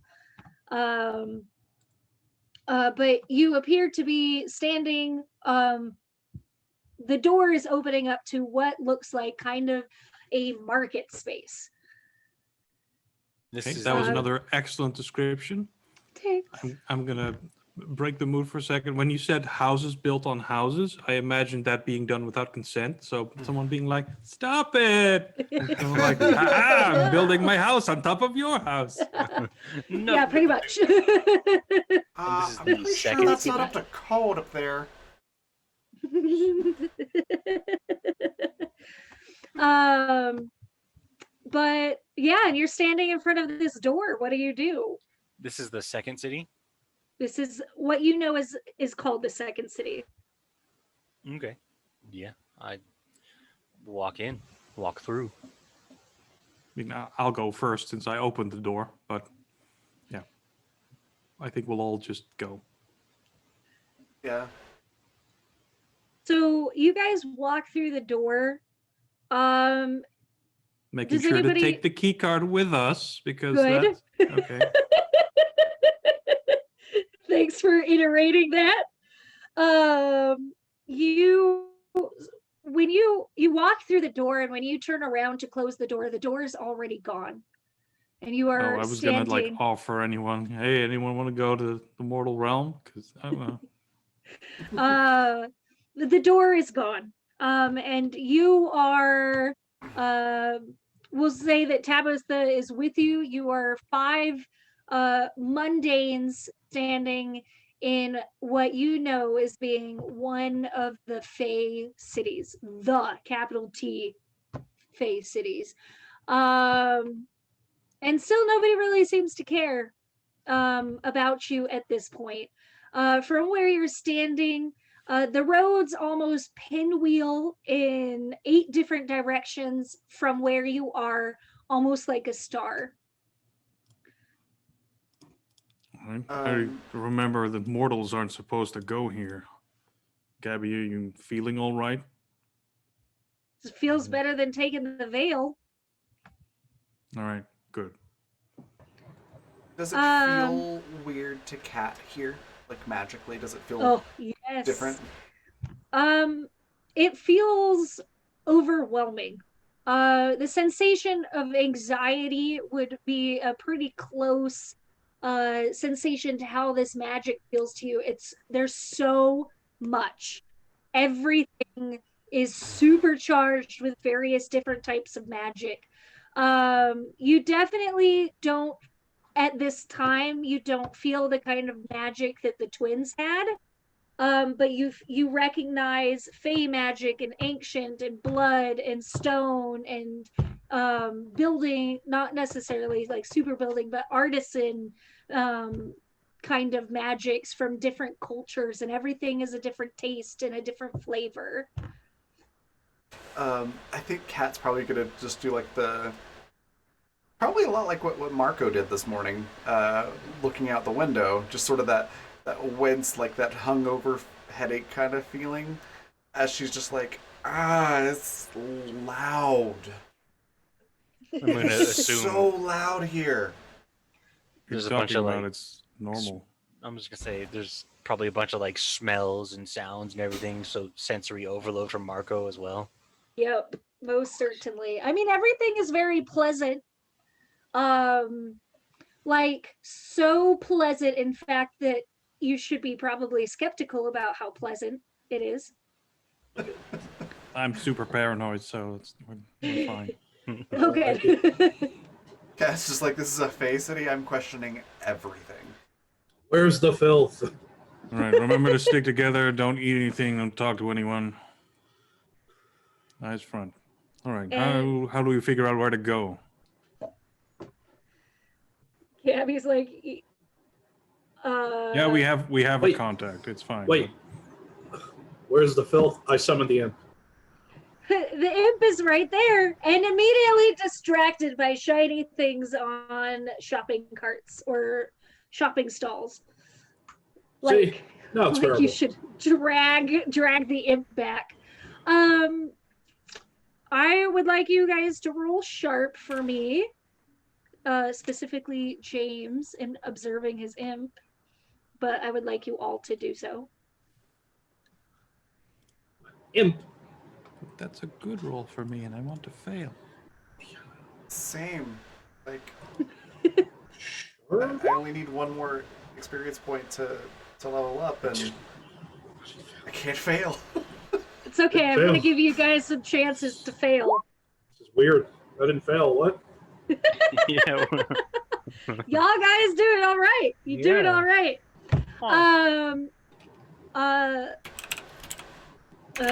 James, you're so focused that all you really see is what your imp is doing, and how the people respond to the imp. This is about the first time that people start to notice you. The imp lands at one of the tables and is very like hands-on, touching stuff. And you know, in the human world, that people would be swatting it away, but this particular shop manager, who has a deer-like face and very beautiful horns sweeping out from it with like flowers decorating it, is just like, Actually, oh, deers have antlers, so what you just said was wrong. whatever. But this shopkeeper actually looks quite delighted to see the imp, and reaches into his pocket and pulls out a small coin and hands it to the imp, and the imp is just like, what, for me?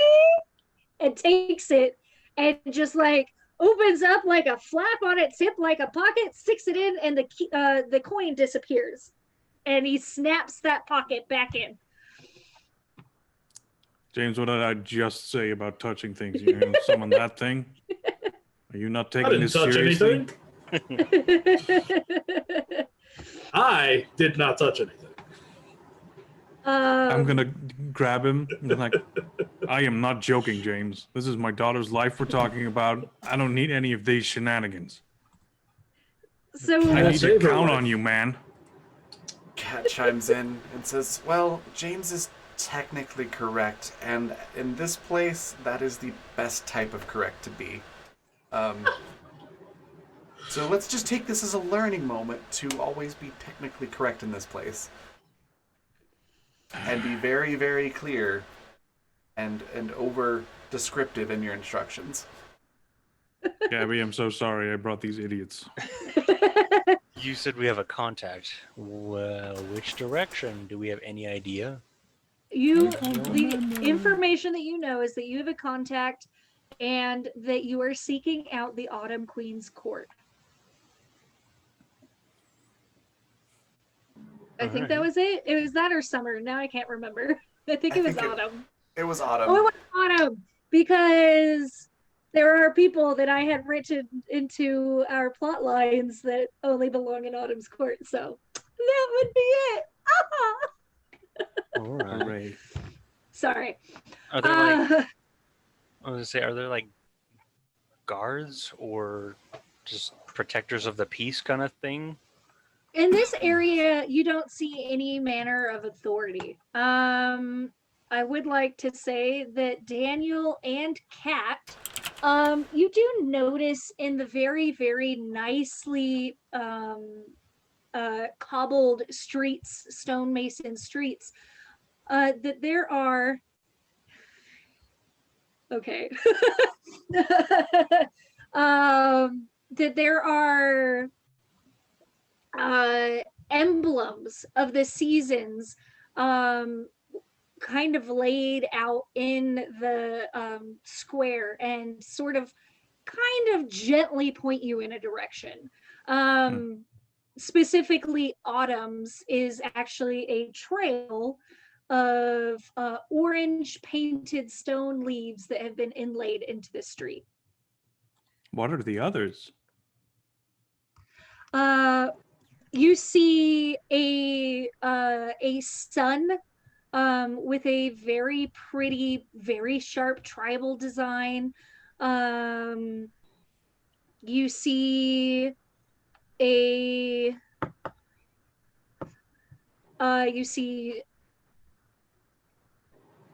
sorry, I'm conferring with the mastermind behind the cities right now.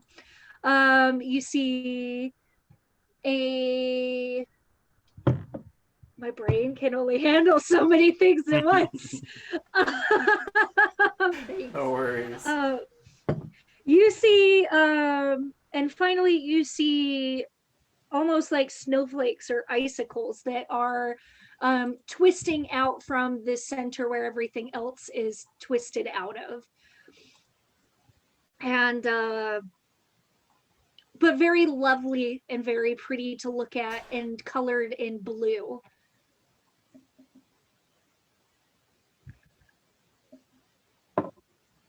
Oh, that's as good a sign as any. Yeah, it seems almost obvious. Autumn Queen's Court. We follow the leaves in orange and fun. Mm-hmm. That's where she is. It's been like All we have to following a do yellow then brick is road, get her back. except instead of like gold or bricks, it's just yellow leaves. So you guys start And- heading down this Sorry, way. One more thing. Cat's gonna look Yeah. at Marco and then back to the rest of them and go, "We even have Toto." Oh my god, you got your joke!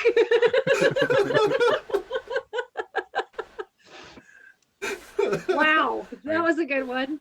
Okay. Sorry. Toto was pretty cool. That So- dog does a lot in the movie. Give me 2 minutes. So while I want you guys to just take a moment and work with your characters and role play this. I just need to confirm one thing. Sure. So give me just a moment and I'll allow you guys the opportunity to role play. Sounds devious when I say that out loud. Yeah, I'm kind of worried. Wait, so if Mark goes Toto, oh crap, does that make me Dorothy? It might. Could be Tabitha. It's true. You could be the Scarecrow. No, I definitely have a brain. If anything, I'd be the Tin Man.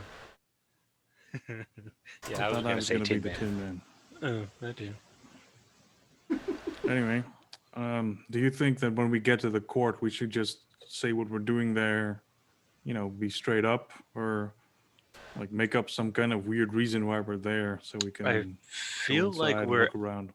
out of our league if we're going to try and be sneaky or below the table. I think it'd be smarter for us to just play it straight, honestly. If we're dealing with actual Fae this time, then yes, be honest and straightforward. Very detailed in how you describe the things that you're doing and what you want, especially if you're asking something from them. Daniel, you remember how like you opened with like lifelong servitude at the casino? Mm-hmm. Don't do that here. You think they won't accept it? I think they will accept it. Well, that's good then. For the least helpful thing that they can get back. I just want my daughter back. All I want is for her to have a decent life. Everything else doesn't matter. See, saying that you want your daughter back and for her to have a decent life, you're not specifying back where.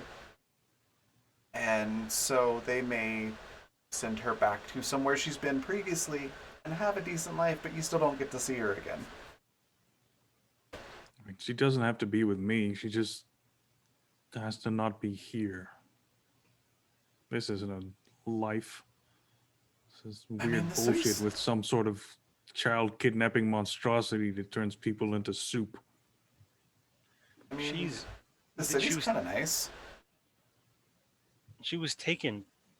She was brought here. Do we have any idea why? Well, there's this fear god thing, sort of. That's the boogeyman. He's a fear god. Okay, I From, have like, it. Sorry, you may finish this conversation. I think the last thing Kat's gonna say to Daniel is just like, look, so you know how you have to be careful when you're dealing with the Huldra and how scary they can be? Right, but the whole are just people. Yeah. These are not. The caution that you would use around Huldra, multiply that by 10, and you're still not safe here. You're not safe anywhere.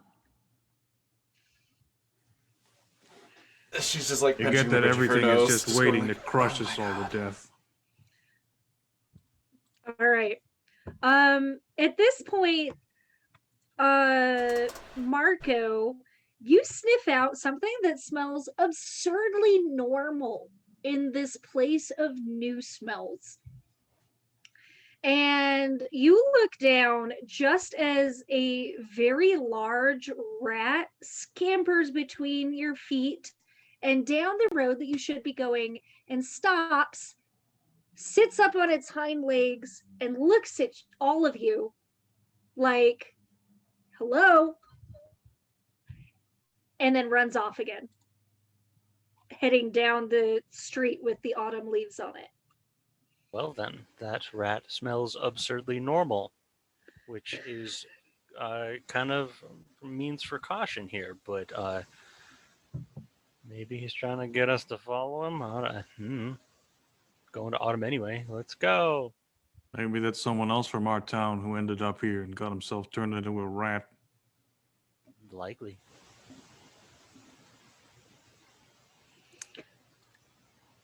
I'll like, can I still see this rat? Yeah, the rat just like it goes a couple of steps and then stops and turns back at you like you definitely get the expression of like, why Yeah, are you I'll not cast a following? spell to see what's up with this rat, what its reality is. You know, All right. like this would look through illusions and shape shifts and stuff like that, polymorphs. That's the roll plan. weird. Okay, use magic. Also, thanks everybody for interacting with the game tweet, which is right there in Magic. chat. We just hit 5 interactions, so the cast got an extra d6 to our pool. Hooray! Mixed success. All right. So you get to choose your glitch. But you do see from the rat these tendrils that are coming off of it. And these tendrils are weaving and moving. But you get the distinct impression with the way that they're moving that they might be attached to other things, not that it is just The rat is a rat tentacles. is just being manipulated by other stuff. Yes? That would be a good impression of it. But more so that it's just connected to something else. Okay. Oh, well, that's weird. I don't know what this means. It's connected to stuff. Gabby shrugs and is just like, why don't we follow it? It's going the I mean, that's direction what we're doing. Hey, let's go. Yeah. We're literally walking right now. Walk and talk. Walk and talk. So this rat leads you down this path, and for the most part, it's very straight. You pass, you come out of the market area into a kind of a urban living area.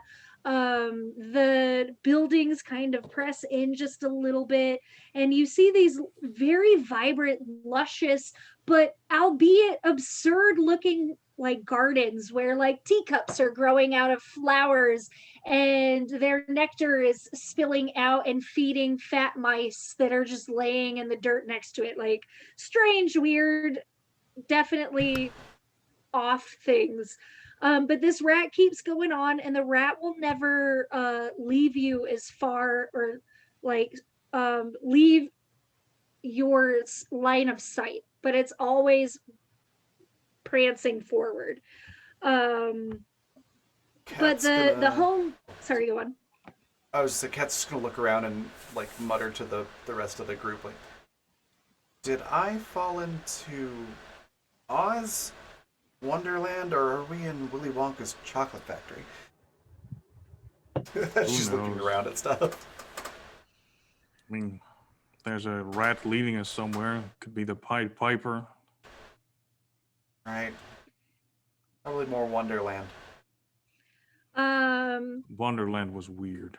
That was some crazy stuff. So- Did you This is actually pretty read that crazy. book? It's insane. I read that to my daughter. Oh goodness, why would you do such a thing? I don't know. I didn't know. I only saw the movie. Okay, that's fair. But I'm just trying to put some sort of analogy to this to keep myself grounded. Mm-hmm. Wonderland So works. Everything is the crazy.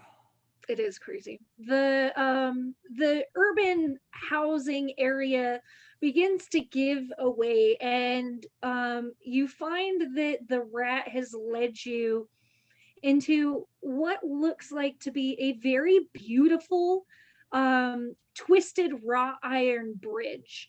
And ahead you can see a gorgeous, almost like an island that this bridge is attached to. And all of the colors of autumn are spread across what looks like a canopy of leaves. And all you have to do is get across this bridge. Do you continue forward, I assume? Yeah, it's a bridge.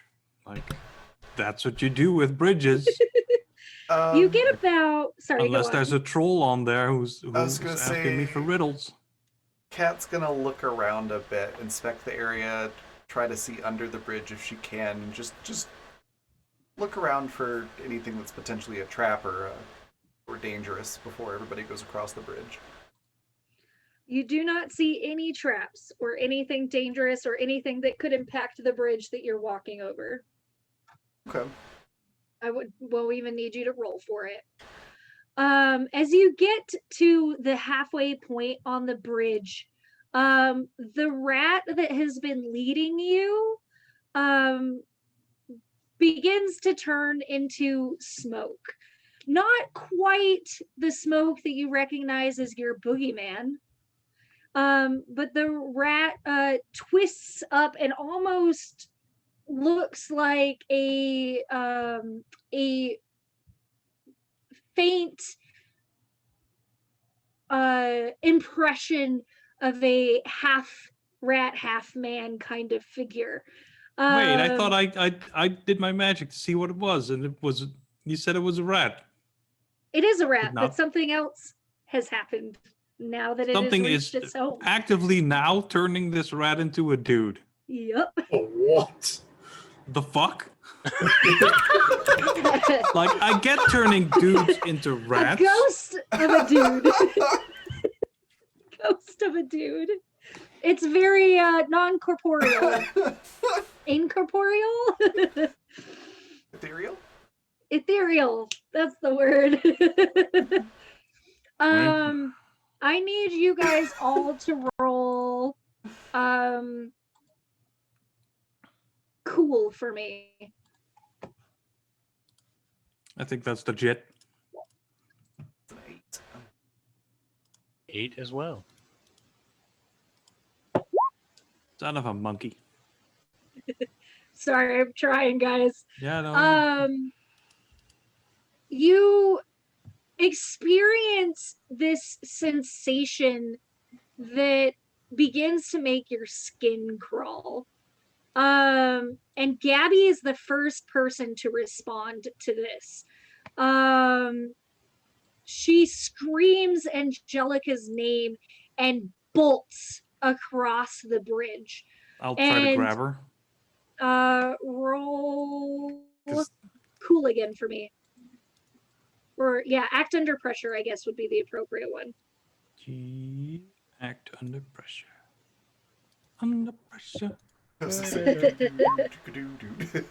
I nail it. Nice. You grab her and she turns around with a fury and an anger on her face that you've only seen glimpses of this. I don't know. I Like think I've seen fury her she has. anger plenty of times. Oh, but not like this. She looks frantic and desperate, and she's trying to wrench her arm out of your hand that you've caught her with. And she says, "Can you not see Angelica standing at the end there?" I'll just. That's not what's going on. just stay put. Help. She's squirming and squirming, and I need the rest of you are experiencing this skin crawling sensation, and has everybody's attention been diverted to Gabby specifically? Yeah. No, as soon as Gabby says, "Can you not see that's Angelica?" Kat wants to like zero in on this rat smoke dude person, and try to ascertain like what are you exactly. I'm gonna need you to roll weird for that, but I would like to also let you know that beyond the ghost of this rat person, you see a writhing darkness, kind of slithering. Slithering's a poor word. Scrabbling over the bridge. And as it gets closer, you realize that it is a swarm of rats coming at you. Fun. You are able to tell that for all intents and purposes that what you're looking at is some kind of ghost. It could be a poltergeist, a wraith, an impression, an imprint, but it hasn't really done anything to really give you more of an idea of what it is. Okay, but it's definitely not Angelica, right? Most certainly not. Okay. Kat will just sort of yell over Daniel and Gabby and say, "It's not Angelica, it's some sort of ghost. Also, that's a lot of rats coming our way. We should move." James, what are you doing with all of this? I think I feel like this sort of diversion, so I just want to sort of keep my eyes out on everything else. All right. You are, James, you're seeing the rats just swarming towards you guys over the bridge as well. Marco, are you helping Daniel with Gabby then? Yeah. Okay. She's in hysterics. And you are currently preoccupied with her as these rats just rush towards you and past you. Do any of you guys do anything with these rats? Now that Marco has Gabby, I'm gonna go for the ghost. They're rushing Because- past us. Does it look like they're not paying us any mind? Well, they're rushing past you, but also all over you. Like if you gave them the chance, they would crawl up your legs and over you. I'm basically ignoring the rats. I'm just gonna try for the ghost. Okay. Um, What would you like to do with the ghost? I am gonna run up. I'm gonna pull back as if to punch, but then charge up some magic, and I'm gonna I can't remember what it's called when clerics do that in D&D. Fucking turn undead. Turn undead, right? I'm gonna turn undead, Okay. but I'm gonna put Open my hand heel on palm strike. All right. them. That's the plan. I need you to roll weird for me then. Weird. And More turn magic. undead means that you. I have to look it up. I can't remember that Oh, one. Are we trying to be he's- like? I'm 5e just gonna specific? try to He's trying to just Oh, to poof it. dispel the ghost. yeah, Gotcha. it's a ghost. It should not be here, and I succeed. You do successfully poof this ghost. I'm trying to and- send it where it's supposed to be. Okay. It poofs. It definitely poofs. But you don't know where it's gone or what has become of it. Just that it is no longer there. But now you are covered in thousands and thousands of rats that are still pouring over the edge of this bridge, trying to climb up you. Are they like That's a problem biting for, at for all? another character. Nope, they are just scrabbling at you. Then get it off. Like, if they're not trying to be like overly aggressive, they're just there and swarming. I don't think I would attack them, but I don't like rats crawling all over me. They are not Personally. attacking you yet, but they are definitely crawling all over you. Don't like that James whole and yet mantra. Kat. Yeah, the yet part. James, are you okay with rats crawling all over you? Man, being around rats kind of feels like growing up, huh? This unpleasantly reminds me of home. Speaking of home, James, Oh, no. you see in the distance, almost like an apparition coming to life, your father figure. The man that raised you. And he looks like he has his favorite belt in his hand. And he is walking right towards you with a look of disgust and anger on his face. Fantastic. Fantastic. James is actually taken aback and not quite sure what to do with the situation. All right, Kat. How are you handling these rats? I think Kat's gonna just try and redirect the rats to the whatever body of water this bridge is crossing.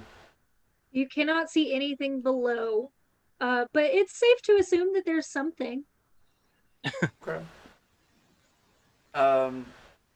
Perhaps People with a pay good money to skydive.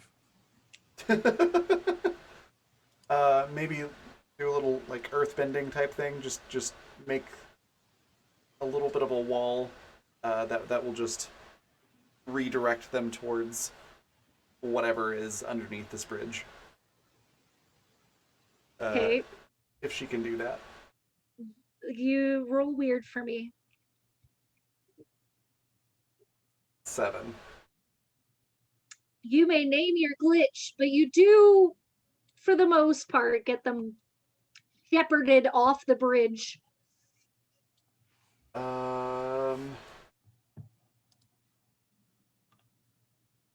Let's see. Let's go with it has a problematic side effect. So the rats begin spilling off. And the rats on you guys, as soon as the first like couple of rats you have actually directed off the bridge, they haven't just fallen off the bridge themselves. The rats that are on you guys begin to turn to black sand, spilling off of you and into the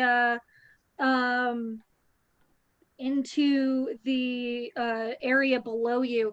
And I would like everybody to roll cool with disadvantage for me. Oh no. So essentially, What just are we rolling? roll twice and take the lowest. Yep, roll cool twice, Oh, no. Yeah. or keep your cool, or whatever it is. I got an 8 and an 8. All right. 6 Well, Okay. Cannot fail. and a 5. Ooh. Can I have Ooh. 2 experience or just No, you just get one. 1? Damn. Are we rolling with disadvantage or advantage? With Disadvantage. disadvantage. Disadvantage. Yes, I get a 2. That's how you feel. Yeah. Nice. Power up. So you guys hear a rumble from the area underneath the bridge, and this black vapor rushes up past you, leaving everybody feeling absolutely disgusting. Like you feel like you've been trudging through a sewer for 2 weeks straight.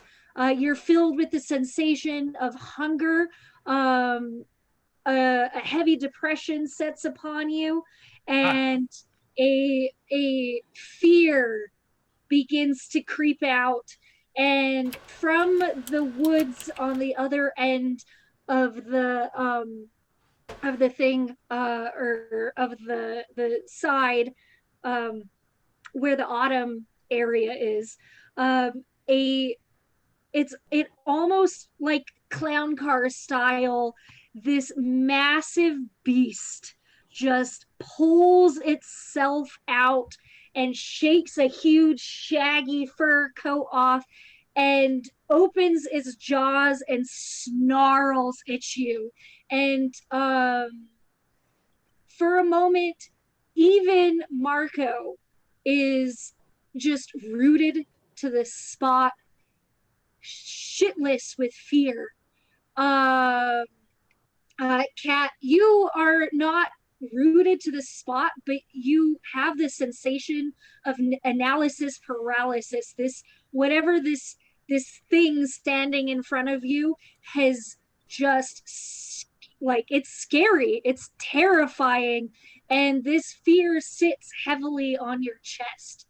And these massive wolf jaws slam together, rumbling the bridge just with the impact of sound. And this creature looks like a wolf, but with three eyes on either side of its skull. Its fur is heavy and matted. You can see bones hanging out of the fur, half decayed bodies hanging off of it, and its paws are as wide as the bridge is, and it walks one paw in front of the other. And Marco, as you are watching this, your fear is replaced with a sensation of respect, a a calling card that you have known since the day you were born. And you instantaneously shift. You have no control over this. You are just like, boom, wolf, clothing in shreds. And Fenrir looks down at you, standing probably like 2 miles tall above you, and speaks with this growling rumble that just tumbles over everybody and says, "And what is it that brings you to the door of the autumn court?" And there's just this growl, and both Daniel um, and nope, it would be just Daniel. Daniel, you get the desire to run. All, like, your fight or flight kicks in, and all you want to do is run away from whatever this is. But Can your I bar, pick freeze instead? you can pick freeze instead. Pick and freeze. Kat and James, you are shaken to the bone, but you are resilient in the face of danger. You cannot move, you cannot uproot yourself from this, but you are able to think semi-rationally. What do you do?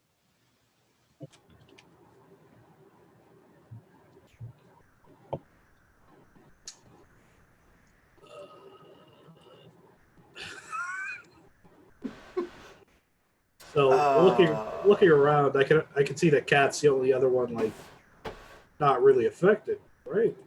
I'm Well, like other kneeling than- on the bridge with my hands on my head. I'm gonna say that Gabby's in the same position as Daniel is, without rolling for her, just terrified. I'll have her then. We'll be Okay. together. Marco is the only one that appears to not be completely affected at all, or is not affected whatsoever. That fear is no longer there. Can I act, or are we waiting on these two? I would like to know where everybody else is before you act, but you do essentially have an attack of opportunity, if you wanted to call it that. Yeah. Please don't attack this. No. Um, just because cat is quirky. Um, I know the thing that I want to do, and I want to couple that with answering this thing's question, and just saying that we seek an audience with the Autumn Queen. But I'd like to use magic, um, or hell, even her cell phone if it works. To just start blaring "Hungry Like the Wolf." All right.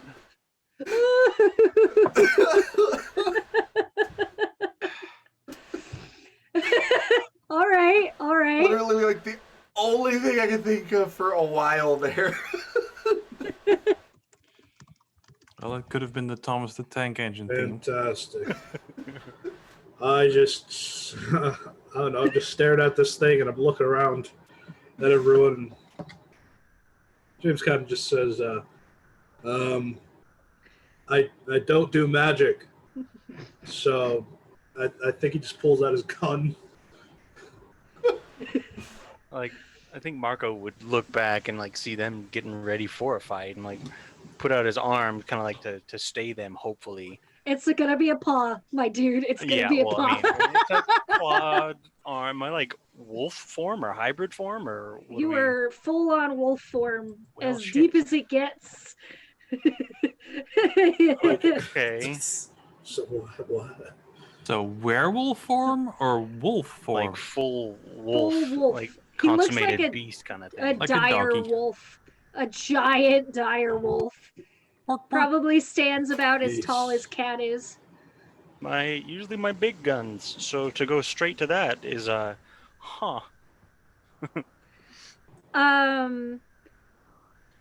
The wolf hears Cat and James and sees James pulling out his gun and just gives like a bark of a laugh and says, "Your mortal instruments have no power over me." And he laughs like the kind that sounds like thunder booming overhead. And sniffs at the air and says, "It seems as though you are not just mortals, and that one of my children is among you," and leans his muzzle down to sniff at Marco, and like the gust of air that just comes off essentially blow dries you. I would definitely like supplicate, but not like show belly kind of thing. Kind of like a dog kind of bowing. And if I can talk, or we're in a Fey world, can I speak? Yeah, you could talk. Okay. Well, I would just from the bow, I would address him, Fenrir, Beast of Slaughter, Fame Wolf. We've come to seek an audience with the Autumn Queen because things are no longer in balance in the mortal world. We want to figure out if we can stop people from dying.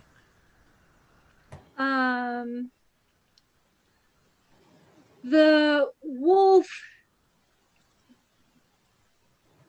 kind of takes a moment to listen to what it is that you're saying, and huffs a little bit, standing up straight again, and says, "Mortal affairs are beyond us." And almost begins to look like it's turning around, like, "I don't have time for you." Bane of the High God, I know you are the source of the worst of our fears, but when people are dead, they no longer fear. Wouldn't you want more people alive to be afraid? Will you roll charm for me? Oh, God. I'm gonna get you guys leveled up. Rolling It charm. was a solid argument, though. was a solid Hey, I level up. Fuck.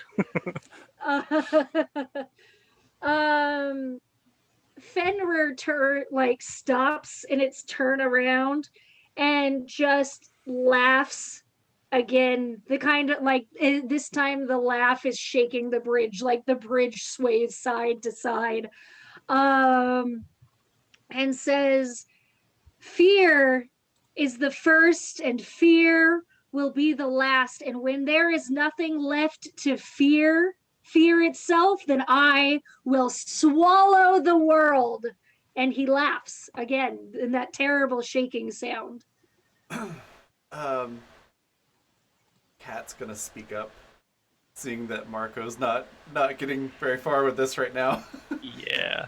And is gonna put on her best cop voice and be like, well, if mortal fares are beyond you, then of course that would mean you haven't been crossing over into the mortal realm and kidnapping little children for, no good reason. Can I have you roll charm for me? Oh, good God, this is gonna go terrible.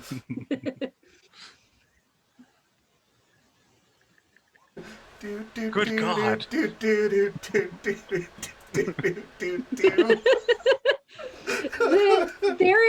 There's a glint in Fenrir's eyes, almost detectable, but very, very much the sensation of malice and giddy glee, as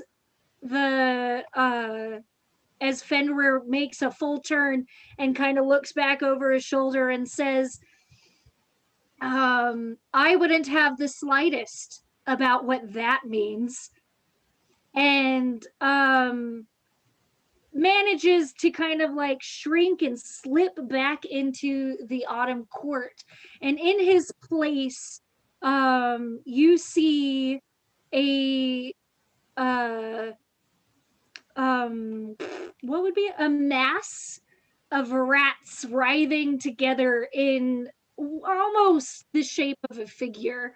And it sort of falls over itself to come and present itself to you, and says, a voice, or several tiny voices all knit together into a single voice, and it says, you seek audience with the Autumn Queen.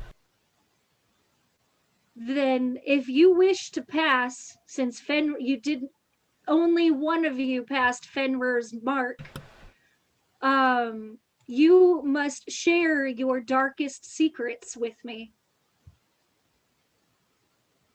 And I will let you go if I deem your secrets worthy enough.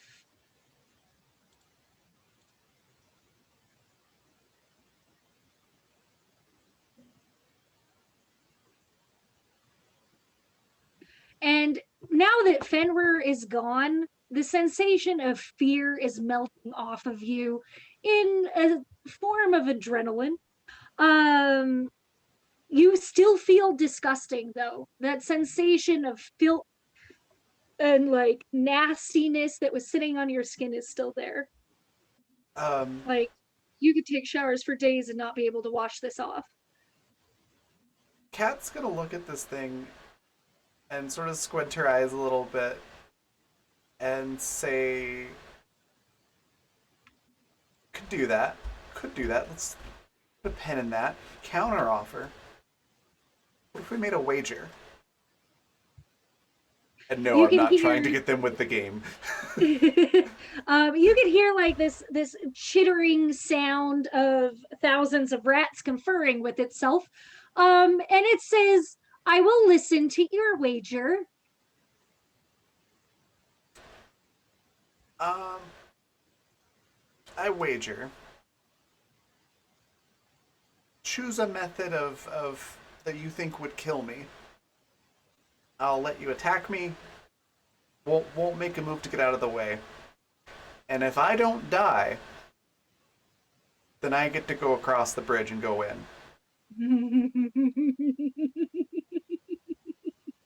I don't like that. God damn it. What? I'm so glad that you asked this. Dad, what's wrong with you, you stupid... Cat just sort of grins and goes, I'm immortal. The rat laughs. It chuckles and it chitters.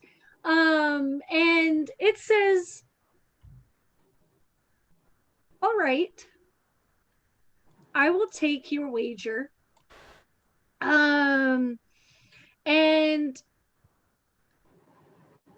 it sticks out what looks like a semi-human, semi-rat hand to shake hers. Full on like little padded claws and super long twisted nails. Mm-hmm. To shake her hand. And the moment you do, the hand holding yours changes. And the from the inside of this swarm of rats, the rats begin to peel away, and you are staring at the face of your long lost love. And she looks absolutely surprised that she's here. And she says, "Cat," and leans forward, and then just like you can see that she's beginning to respond to the rats everywhere. And she looks almost like the day that you left her, but not sick anymore.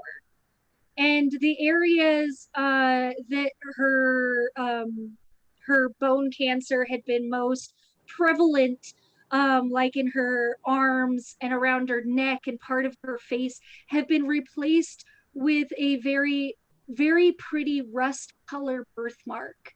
Her hair has grown long, and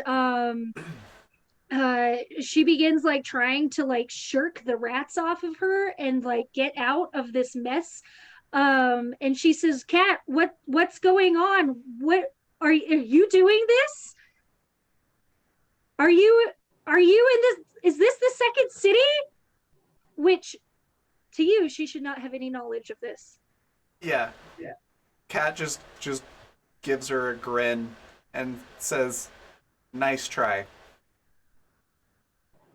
Like, I know it's not her. Get on with it, or let me cross. The rats begin, oh my gosh, you hear it. The rats begin to shift and twist, and you like almost turning into like an amorphous pelt that is wrapping around her. And like suffocating her and pulling her down. And the creature that stands apart from her now, this massive rat, says, "Are you so sure that what the Holdra did for her was to keep her out of the cities? Are you so sure that this isn't her and she is just keeping the secret from you this entire time?"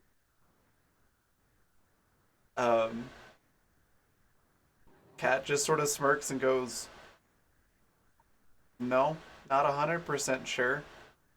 But this is definitely something that you would do as a fear tactic. I'm more sure of that than I am of, that maybe being actually her." Does anybody want to interject at this time? Or just let Cat have it out with this This is Cat's thing. I don't. No idea what I no. would do. Cat I mean, I just know if this thing seems- is lying, but I Hell don't know no. if that works on rats because that does. I don't think that works. how about this, Daniel? With your ability to lie, you can also detect intention on people. Daniel, the intention that you're receiving from this rat is that yes, what it believes is correct, and its intention is to cause fear and disgust and filth. But you get a very separate intention from what Kat believes to be the illusion of this person. And that was, you get the intention of startle and fear and attraction to Kat, but also like a whole what the fuck is going on kind of thing. Like these intentions from this illusion are very real. Hmm. And Cat has a very different look than she normally does. Like instead of like the quirky, happy-go-lucky, she just looks very determined, and sort of this mirthless smirk. Um, that says like, no matter what, you can try to kill me, but I will come back to life and haunt you for the rest of your days if you don't get the fuck out of my way kind of look. All right. I mean, you can roll charm to see if that look does anything. I don't expect it to, but like that's what the rest of them are seeing, which is probably something they've never seen Cat look like before. Marco, you also That's an 8. I'll throw a d6 onto that. yeah, go for it. It's like how someone might just be like, I'm so determined or so full of like a need for vengeance that I can just grin at the devil. All right, all right. Kind of a look. And then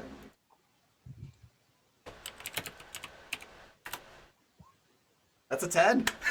Nice. Nice. So the rat gives pause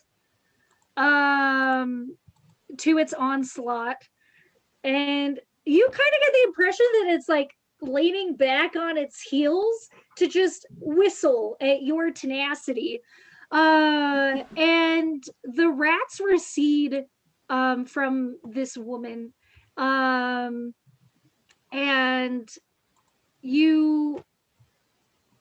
she stays there for a time, and the rats that were on her conjoin with the creature standing in front, and the man the I'm just gonna give him his name.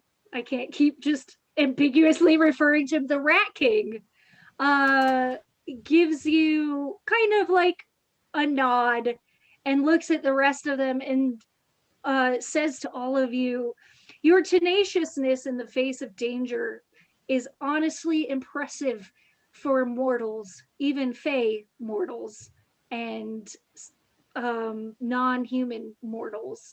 And for this one thing, I will let you pass for now. But know that my wraiths will be watching you, and when you are weak, we will suck the secrets out of you.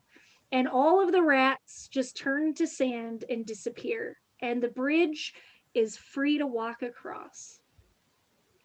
I hate this place. Cat's just gonna walk past, and as she passes him, because now she's emboldened, she's just gonna be like, don't wish for secrets that you don't want to know. Same. And just give the Rat King a wink as she walks past. So the Rat King receives it. You don't know how he feels about that, but he does vanish. The woman that you know does not. And she's like on her hands and knees, like trying to like figure out how the fuck she fucking got here. And just like lays down for a minute to be like, okay, I hate this place so much. Are we supposed to do something with that, or does it go away on its own? Cat's a little confused why she's still here. And is gonna look to Daniel and be like, do the thing that you do. And Cat's gonna look at her and go like, are you actually who you're supposed to look like? I'll walk over to her and like nudge her. Look away the stick. Yeah. She's just gonna nudge she her. sits up and like shies away from you and looks back at Kat, and she's like, do you really not recognize me anymore? I texted you earlier today. Just I mean, answer that's the question. something no one will know. Are you a name that I need to come up with? Do you want me to name her? Sure. This is an important person in your backstory. You didn't name her. I've been trying to drag a name out of Raven from the beginning. I didn't expect her to actually like come up because we were dealing with all this other important stuff. Now she's just Otherwise, here. her name is Jane. Her name will be Amelia. Yeah, sure. Just are you actually Amelia, or are you some illusion or minion or pawn of the Rat King person? I am actually Amelia, and I assume that you're a cat, which kind of blows my mind because you shouldn't be here. Oh my god. I mean, Cat just looks over at Daniel like, Hmm. yes, no, true, false. I mean, I'll sure walk seems up. real. I'll pad up behind her and give her a good sniff, see if she's a real human or not. I mean, she smells fairy touched, but Hmm. she definitely smells of human. I mean, Then- what might be left of a human after being fairy touched? Yeah. I mean, I'll let Is- them know that. Is she lying? Nope. Okay. Cat's just be like, oh, fuck me. Didn't expect that one. I don't think we have time for that, Cat. Cat just- So, um, do you want her here or where she's supposed to No. be? Oh, okay. I'll try to banish her. Because What- I've just leveled up, and what? that's the move I took. What? banish her to where? To where she's supposed to be. All right. Let's do it. Yeah. All right. I now have that actual move. Do you have to Yeah, I roll have anything?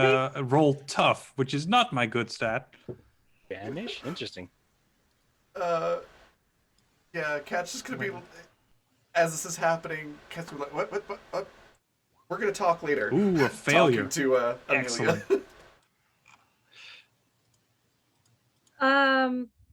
Daniel, I'm Oh, sorry. it actually says what happens when you fail, Oh, which cool. makes happens? total sense because I wouldn't expect to succeed. Yeah, bloop. On a miss, something is keeping her here. That's bad. Oh, good. Okay. Which is exactly what I'm thinking is what's going on. Is already happening. Huh. Like, huh, Alright. all right. I think she's stuck here for now. Why are Sorry. you here, Amelia? I assume because of your dumb ass. And she's just like you can tell she's still very shaken, but she gets up to her feet and she says, I'll give her my coat because she's naked, right?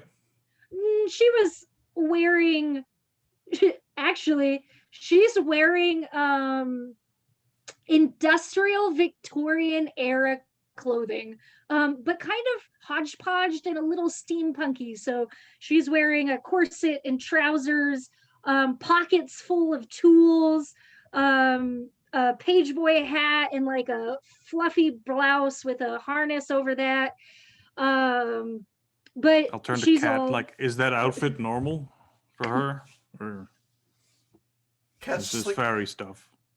no. Cat No, looks it's at not Amelia and fairy goes, stuff, or this is. it's not normal. okay. Cat looks at Amelia and goes, so I told that thing that if it could kill me, then it could kill me. And if it couldn't, it had to let me pass, and it brought you here. There's no way it knows about you and me unless it heard it from you or somebody you're working for. So, Or one of us, we know. she goes a little pale at this, and she says, I have a very long story to tell you, and this is not the best place to tell you.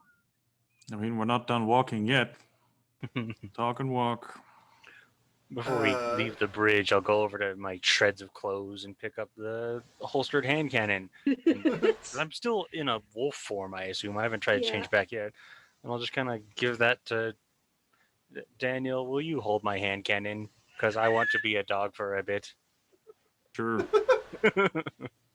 Cat. You don't- Oh, sorry. I thought. This is all weird. No problem. Go ahead. I was say, Cat just grabs Amelia's hand, like you would hold the hand of someone that you love, and leads her along down the trail, cursing in Latin the entire time. you guys, I'll wrap this up because we are now over time. You guys walk into this woodland courtyard almost. Trees are sculpted into everything, and it seems to be at a permanent state of the golden hour right before sunset. And the leaves are all lit up, and you get the distinct smell of cinnamon and spices and sorry, I was reading your thing on the chat. And the distinct scent of decaying leaves and foliage that is only ever present during a mid-autumn season. You can tell that there are distinct areas that are set up very much like a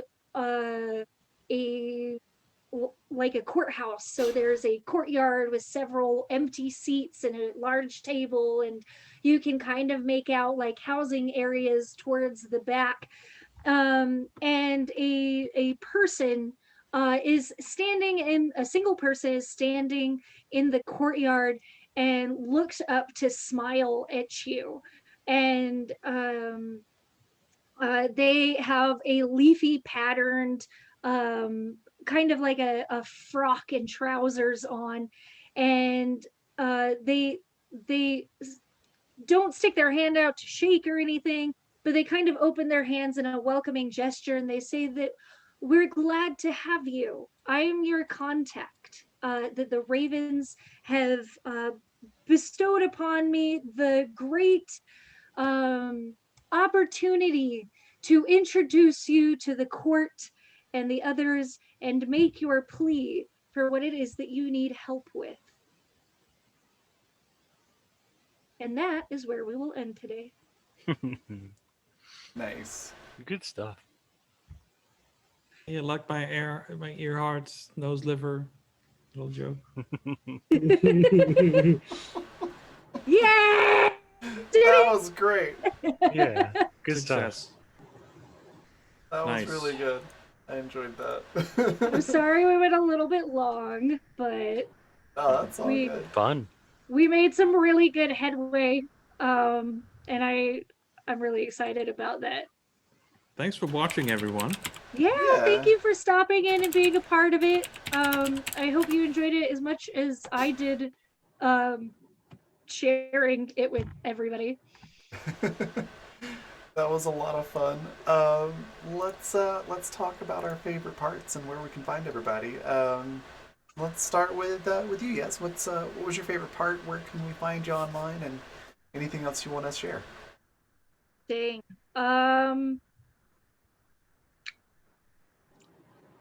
All of it is always my favorite part. I really enjoyed Marco getting to Hulk style slam a massive orc dude around. I always appreciate how Paladin plays Daniel, rolls with the punches of Daniel being a little squeamish in the face of danger, and his interactions with Gabby. I really am excited that we got to introduce a little bit of James Cook's background. And we're definitely going to get a little bit more into that. So be prepared for my DMs later.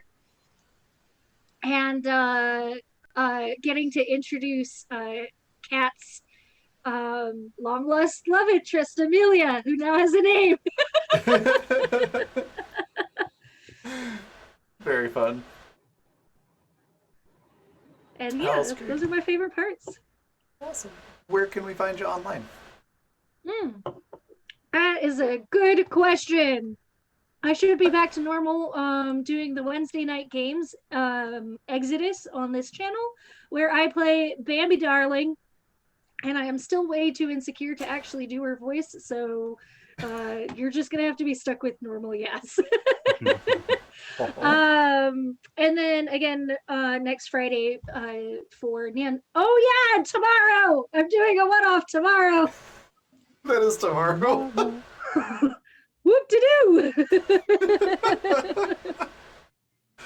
So Awesome. yeah, that's where at, you find me. And that tomorrow is at noon Mountain Time, 2 p.m. Eastern. Um, and then yeah, Nate, what was your favorite part? Where can we find you, and or anything else you'd like to share?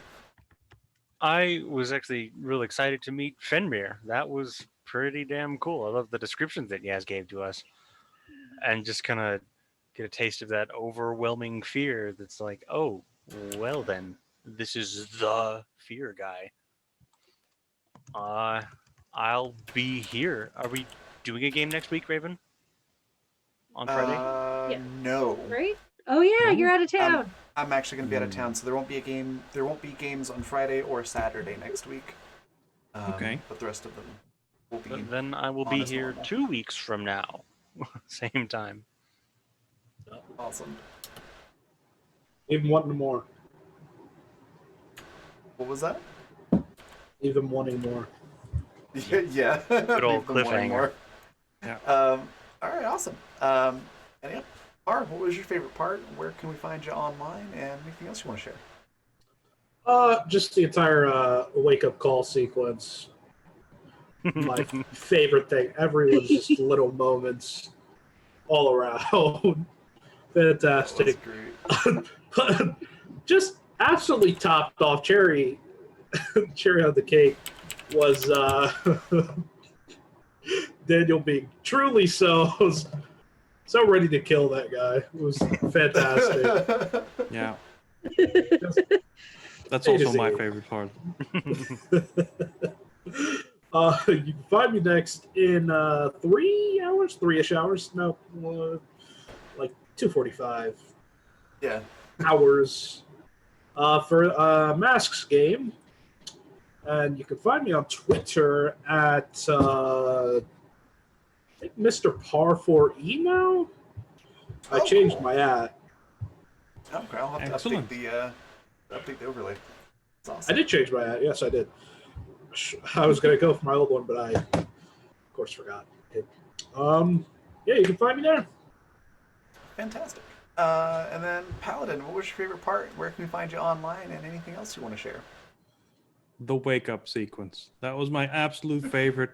Because a lot of the time when you're in a role playing game, you're role playing your emotions. But this and how annoyed you are when someone calls you at 6 a.m. and you've only had 4 hours of sleep, that's just so relatable, you know?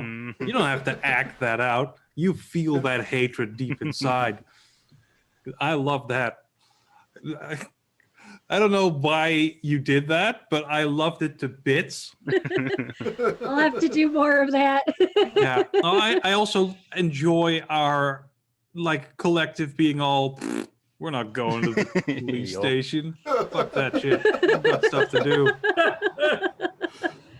Like that was awesome. I enjoyed everyone this session. I think I especially enjoyed Kat this session. She had a lot of great moments of just being Kat. Really grown on me, the Mhm. character. I love that. She's weird. Hmm. Uh, Yeah, I like bouncing off of her with Daniel since he's all. That was good I stuff. like that dynamic too. It's pretty Mm-hmm. amusing. Where can we find you? Yeah, tomorrow I'm doing a playtest of Nerdburger's Craig's newest system. Not the one that's actually out. This one's being playtested still.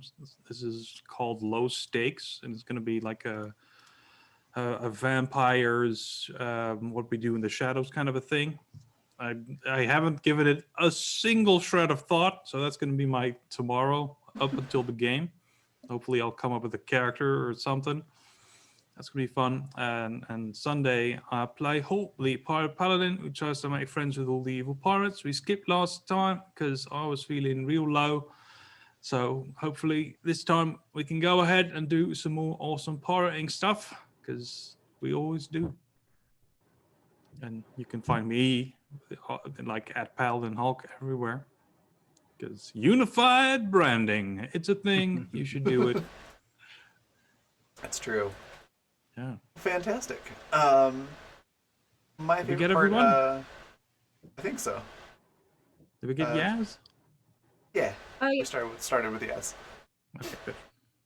Um, my favorite part, yeah, echoing everybody else, the getting called at 6 a.m. That whole scene was a lot of fun.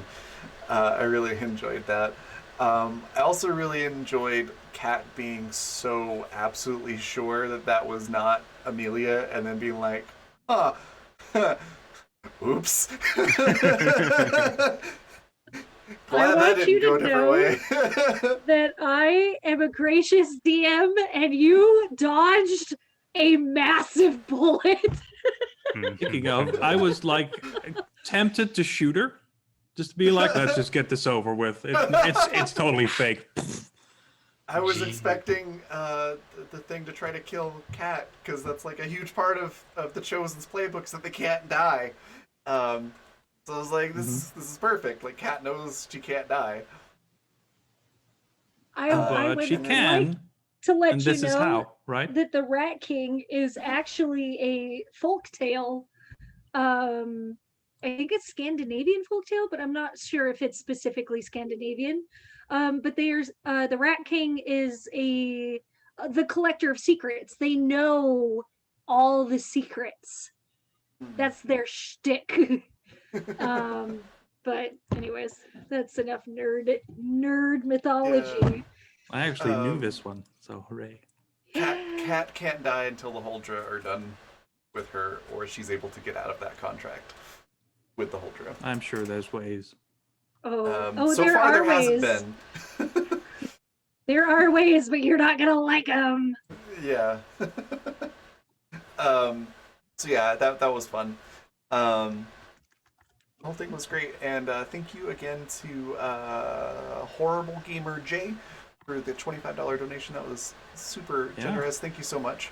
And everybody for watching and hanging out with us, and everybody for playing, and Yaz for running this really awesome game. You can find me, I'll be producing School Days in about 2 hours and 45 minutes. So you won't actually see or really hear me, but I will be here. And then tomorrow I'll be playing Mare in Yaz's one shot. She's sort of.